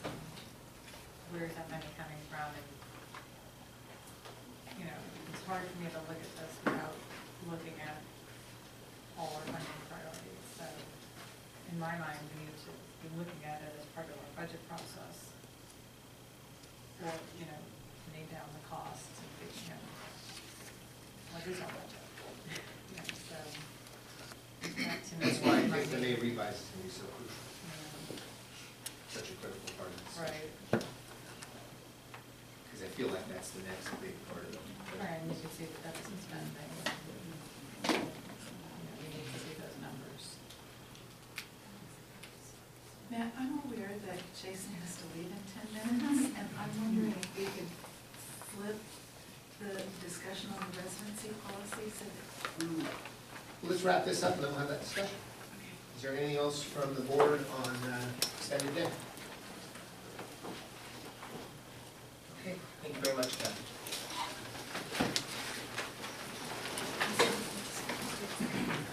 Thank you very much, everybody, for coming. Thank you. This is what happens, it's okay. Smile, this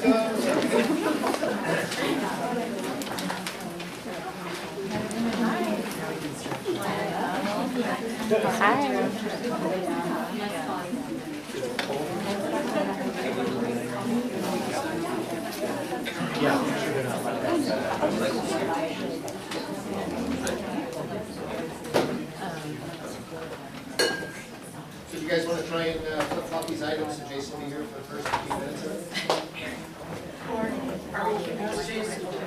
Yeah, that's what that If you want to flip-flop this item, I know Michael Randall's here to talk about math pathways, I also want to be respectful of his time. That's true.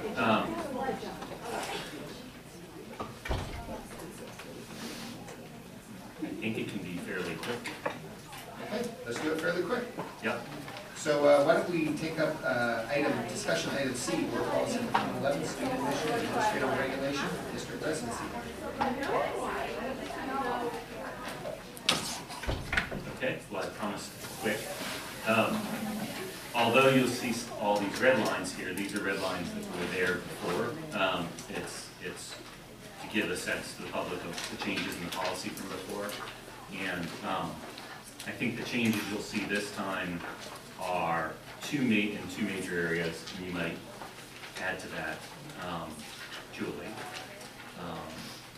is we've reformatted the proof of residency section to clearly carve out the caregiving adult parent, the legal guardian residing in a home, and what we were calling the relief valve that we talked about last time, that there are going to be other situations. We just called it other living arrangements. We put those three together so that it was clear to a parent reading this that, oh, here are the three pieces of evidence we follow, and then here is what happens if I'm in one of these other categories. And then we made some policy choices about what people should provide in those categories based on the conversation from last time. I think that's big change number one. And then big change number two in response to public comment was in the appeal process. With great apologies that it is so long, we debated that, but we decided it should be clear and provide opportunities. Sorry, now I'm back on the appeal, which is page 257 on. Revocation of enrollment. Revocation of enrollment has the appeal in it. The big difference in the appeal is that we provided at the end on page 259 a opportunity for the person making appeal to make another written submission. So that the process is that the person who disagrees with the superintendent's choice can give more written evidence to the superintendent. The old appeal had said, and if it comes to the board, we're just going to be like an appellate court. We're going to deal with the public record, and that's it up to that time. There was comment on that and back and forth on the board.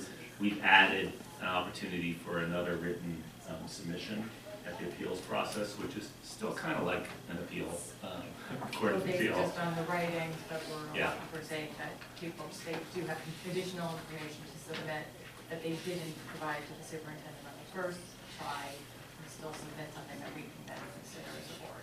They might have sought additional representation. Who knows what could happen in that. We want to provide every opportunity possible to get information in front of the board. So I think that's fair. Those are the two big changes. Other than that, everything else was pretty minor from last time. Yeah. Let's talk about page 252, item 2. What if the parent legal guardian lives in the home of the employer and either gets fired or quit in the middle of the school year?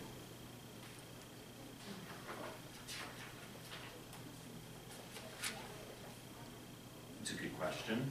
Just like Well, we had anyone's. something in there about being able to check residency at any time, and I don't remember So like where. if they're living there, The district In reserves on September, they're page living there, in October, they get fired 254. for. Yeah, yeah. On two Whatever. fifty-four, oh, it says and the you're district. saying they get fired and they move. Right. 254, the district reserves the right to request verification of residency at any time and to request any additional proofs of residency as necessary. So the idea would be back to If the such a old, situation like that. right, you can reasonable send. standard. If someone were to note that, the district would have the opportunity to check proof of residency. Okay, good.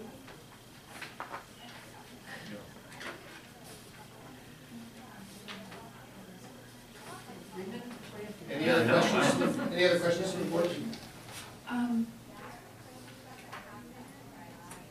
Did we figure out how annually verifying? Oh, yeah, that was the other big What page are change. you on page 250. Mm-hmm. Oh, Yes, sorry, I should have mentioned that. Yeah. See lower on 250, under proof of residency, lines 7 and 8. Yeah, the superintendent shall annually verify the district residency status of every student newly entering the district and every student entering kindergarten, third, and sixth. So that's what the So, I just remember that the individual school officers felt that might be a burden. So, would the people bring their verification into the district? Yeah, we had a long No, discussion but this about that was, last the time. original thought was that it would be, the original language was that we require annual verification at every grade level. And this was a modification to try to say, okay, we need to do more than what we're doing in practice, which is basically just doing it when your family enters the district, but being cognizant of the burden we would then be placing on school staff to require them to have every student provide verification every year. So we came up with the new into the district, kindergarten, third, sixth. That makes sense. Yeah, we're trying to get. Lessen the load. We considered whether it should just be at OIS, which was public comment we got last time, but you know, thought we should do more than that. Thank you for So pointing that out. Yes, I should have said 3 to 2. So there was another issue, I can't, it was regarding if there was a situation where the residency was in question and then the district was to proceed to research that and, you know, possibly hire a private investigator and all that. Where is that? I can't remember exactly where that is, Jason, but did you change anything in that section? Because we were kind of wondering if we had the right steps in the right order and all that. Well, one thing we added, we did What debate. page for Sorry, yeah. page is that? 254, bottom of the page. So one thing we did add there was discussion about what are the appropriate steps to take. We added telephone calls to the home, unannounced home visitations, and use of licensed private investigators. That's the only change we made to that. We added, with the recognition that this isn't an exclusive list of the things that should be done, but we wanted to recognize that it's certainly something that should be done. Although it doesn't, you know, I think the point is to presume that you would do it in that order, which is, no? No, we didn't need to. Assumption, it's just We don't- include but not limited to. It's just giving some examples, basically. Yeah, well, I don't know if we can solve this with this policy, but that was the area of concern in the previous issue, that there wasn't any direct contact before hiring a private investigator. That's how. That's, that may have been reported, that's not necessarily the truth. Oh, okay, I don't want that to be told as something that is fact. okay, well, you're right, I don't know exactly what the truth was. Thank you. But it was stated that that's what happened. In the So- newspaper. Okay, but, if we, you know, wanted to make sure we didn't have that kind of concern again, seems like you would want to try to have those things happen in a certain order. Maybe there's reasons why you wouldn't always want to do that. We want to box us in too much. That's the We want problem. to- That's the It's a challenge. difficult thing, yeah. We even talked about dropping the list for that reason, right? Because as soon as you do one, but I think on balance, it's good to have those. I'm glad you got them in. You added that wording? Yeah, we added a wording about other things to do. Yeah. The whole sentence. Yeah, yeah. Okay. I didn't see any other problems with it. Any problems with it. I think it's great. Thank you so much for Jason and Julie for meeting in the subcommittee to work on this. Anything from the public on this item? Charles Shannon speaking as an individual. I just want to say that on page 4, the other living arrangement language there, I really appreciate it says that there's discretion of the superintendent to review that. Yes. And also the board. I do appreciate that. Thank you for listening and following through. Anything else from the public on this item? Alexis Robinson, I just have a quick question. Is there something, so if an individual if the district believes that somebody is not a resident of the district, do they get notification up front that there's a pending investigation, or that, you know, they suspect that the person is not a resident, or does the investigation just start and then they get a notice of revocation of enrollment after the district has concluded the investigation? So it's a public comment period, but I think we can address your comment. Okay. Okay? Okay. Yeah, I mean, it was a question. I didn't see it in here, but. I appreciate your comment, and let's see if we can clarify. Yes, and maybe it's helpful to have some superintendent comment on this and historically the way things have happened. There's a balancing act to do in this, of course, because if the district has a suspicion that someone's not a resident, and we know that's happened, and we know people have left because that's happened, you don't want to be in a situation of basically tipping off someone who is gaming the system. So there's a balancing act between getting the facts before you go to them and the fairness of presenting all the facts to them once you know them. So what this policy does and adds to the old policy is that when a notice does go out, it states the reasoning and the rationale in the way that it didn't before, but it would not, and historically we have not told someone at the start of that process. Yeah. Is that fair? Good explanation. Yeah. Thank you. Anything else from the public on this item? Anything else from the board? Jason and Julie, thank you very much for all your work on this. This item is for discussion only. Jason, thank you very much. Have a good trip. Thank you very much. We're now going to take up item B, middle school mathematics pathways for 2015-2016. Kathy Marshall and Michael Randall.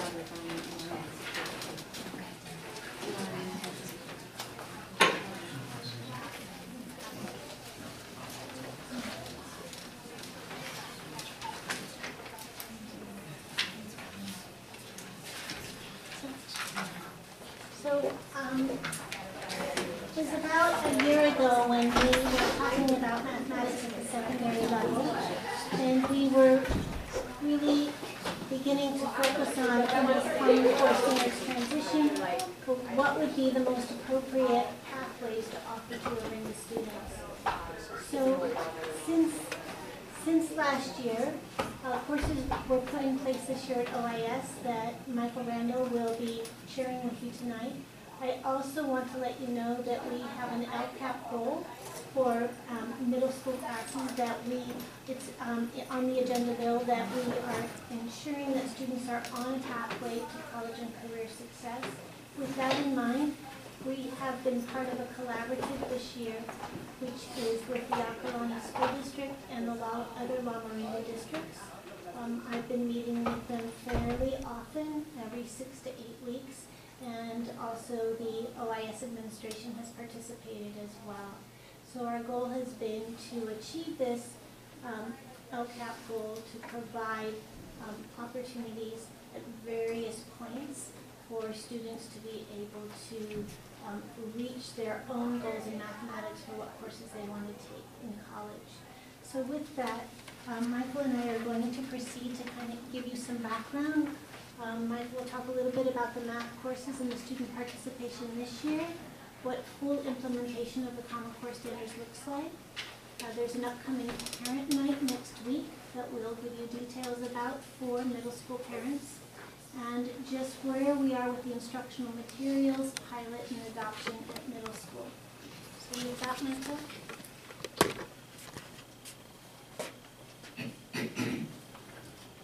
Not very easy to see, but the slide on screen shows the possible math progressions for students at OIS.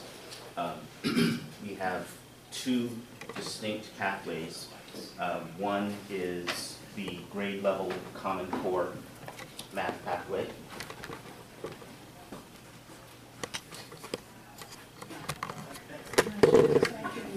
Yeah.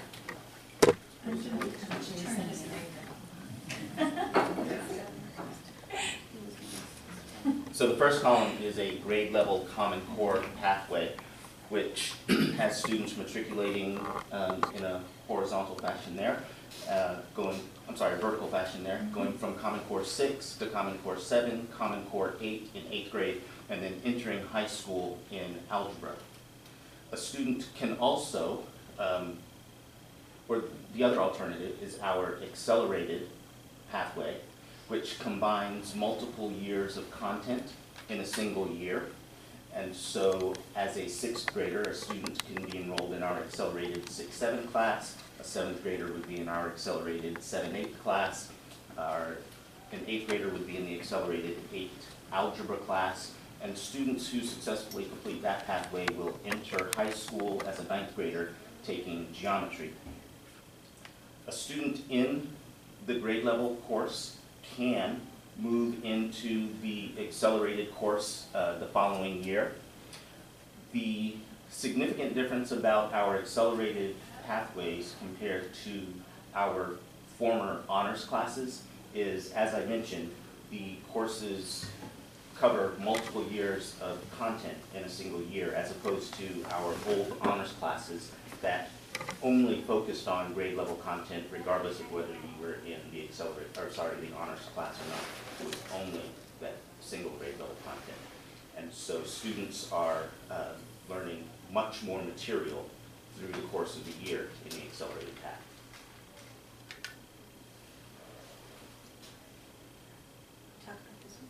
Oh, I'm sorry.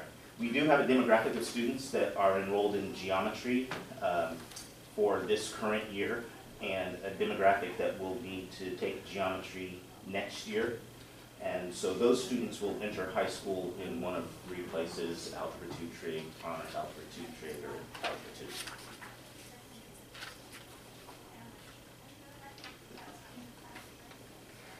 So over the last few years, we've seen a significant change in the number of students that are enrolled in algebra. And this slide shows some comparison against our neighboring districts with respect to the numbers of students enrolled, percentage of students enrolled. 2 years ago, we had approximately 95% of our students last year, approximately 95% of our students enrolled in an algebra class as an 8th grader.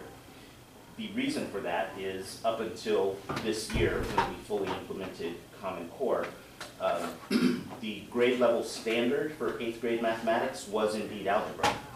Now, with the implementation of Common Core, algebra is a Common Core 9th grade course. And so last year,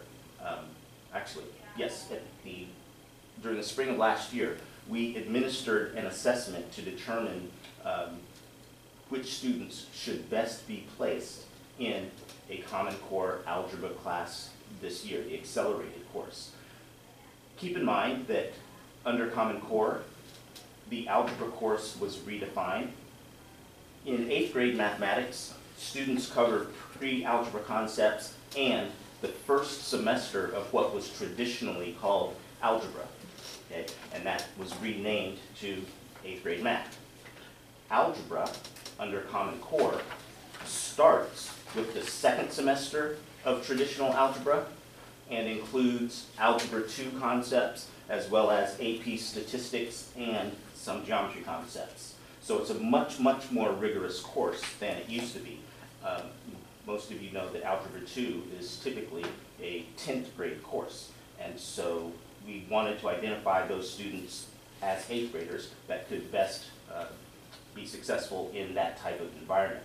We gave an assessment that was developed by a professor at San Francisco State and also an author of the curriculum that we were using at the time. And through her assistance in terms of developing the assessment, we gave the assessment to every student in the district and made recommendations for placement. Approximately 30% of our students right now are enrolled in our accelerated 8/algebra course. And this next year, for next year, we anticipate that that number will increase to approximately 50%. We don't anticipate ever getting back up to that 95%, again, simply because the content is, one, much more rigorous, and two, we're covering multiple years of mathematics in a single year, and it's a challenging course for any student, and so we expect the demographic to stay somewhere around this number. The details of the OIS math program are posted on our website. We give a pretty extensive course description for all of our classes at each grade level. If you scroll down to the bottom of the page, at each grade level there's the progression of mathematics so that families will know where students will end up as they matriculate through the content. And there's a page for each grade. Yeah, there's a page for each grade and links to the State Department of Education website as well as the Common Core website, which also gives really good examples of the types of mathematics that students will do. Again, another significant difference in terms of how we're managing our math course offerings this year is that families have the option to self-select their math course.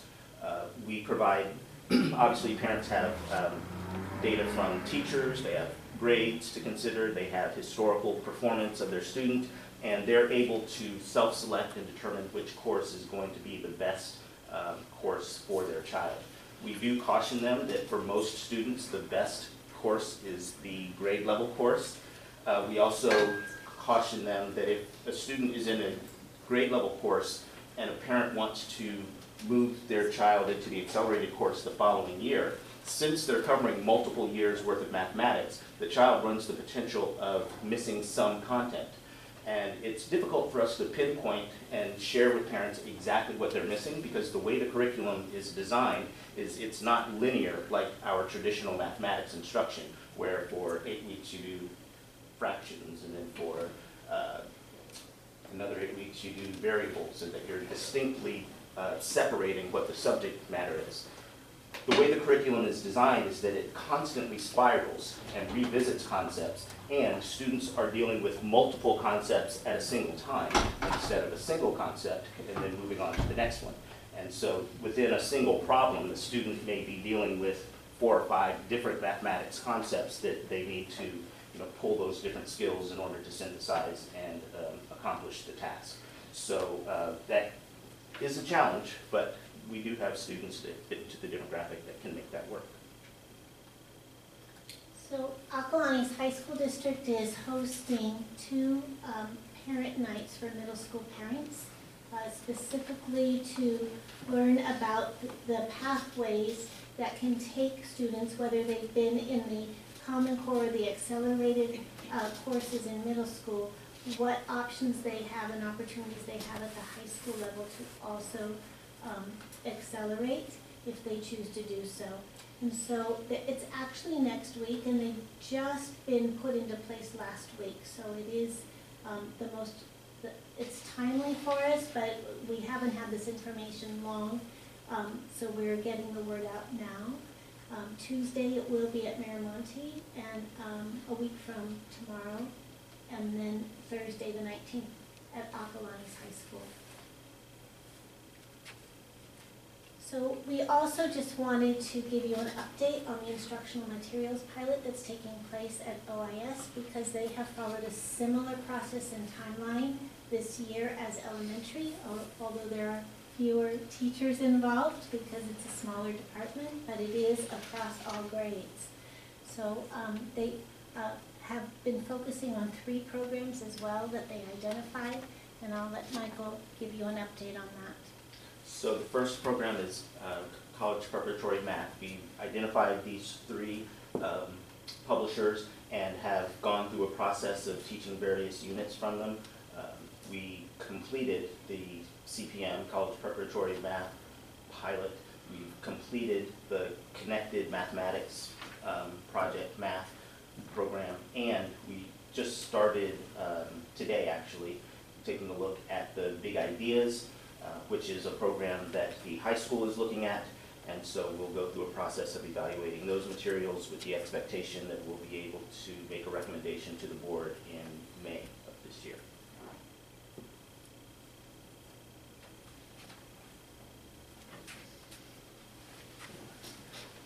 That's it.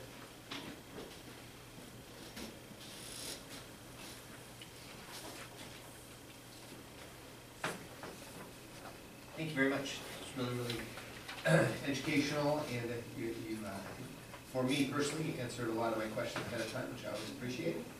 I know the board will have things to talk about. Julie? So thank you for that. I really appreciate the update. So is the plan to have geometry next year and then phase it out, or are we still kind of? Correct.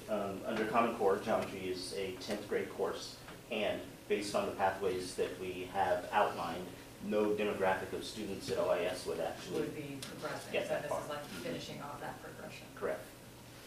Like the thing that gets me about Common Core is like, I get it, and it probably makes sense to just have that one path.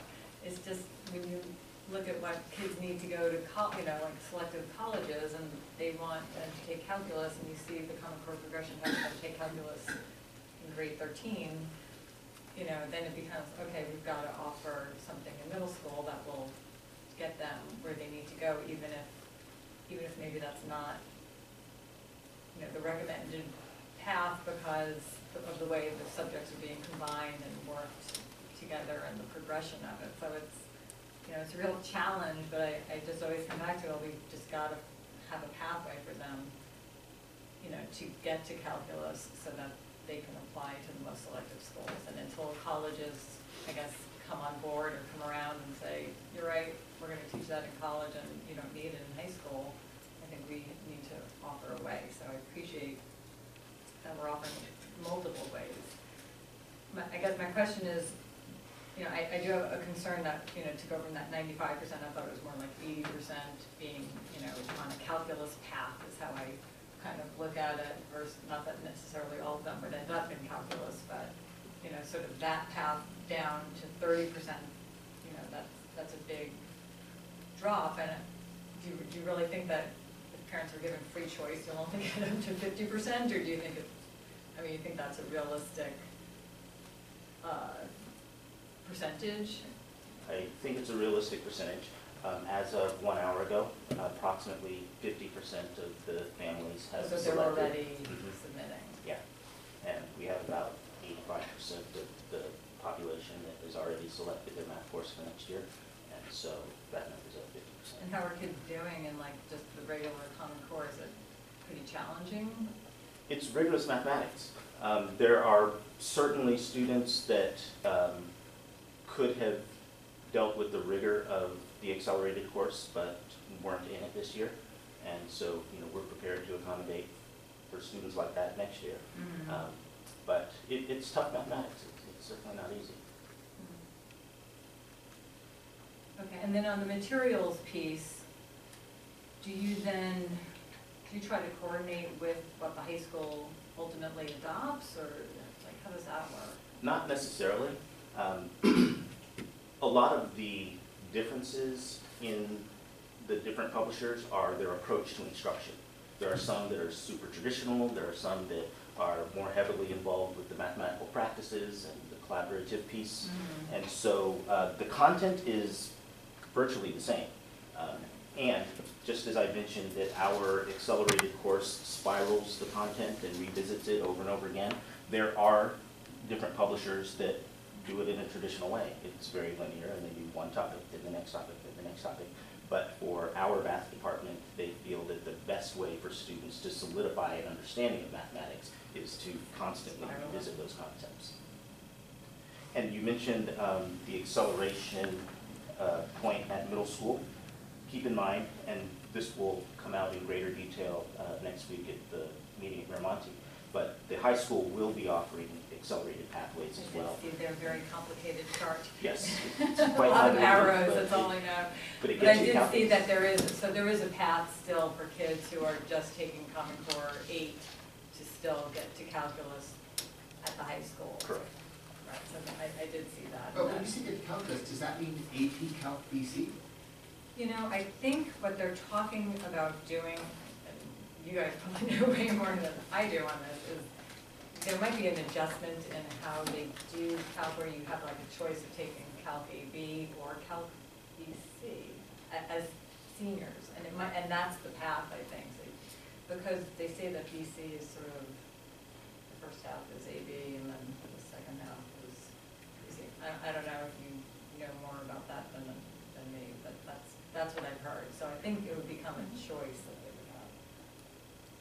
And there's a couple points of entry that they're going to share. And that's Yeah, we one should of them. check. I didn't bring that slide tonight. Well, it was comforting to see that they have that pathway. So even for kids who do progress just through regular, they could accelerate there. Thank you. I'd like to say, yeah, so once we adopt materials, I think that will help parents a lot, because I hear from parents that don't understand, Common Core, how we're teaching it, how kids are supposed to learn it, all that kind of stuff. So I assume when we adopt this is a textbook, and will kids take the textbook home? Will parents ever see it, or is this not a textbook?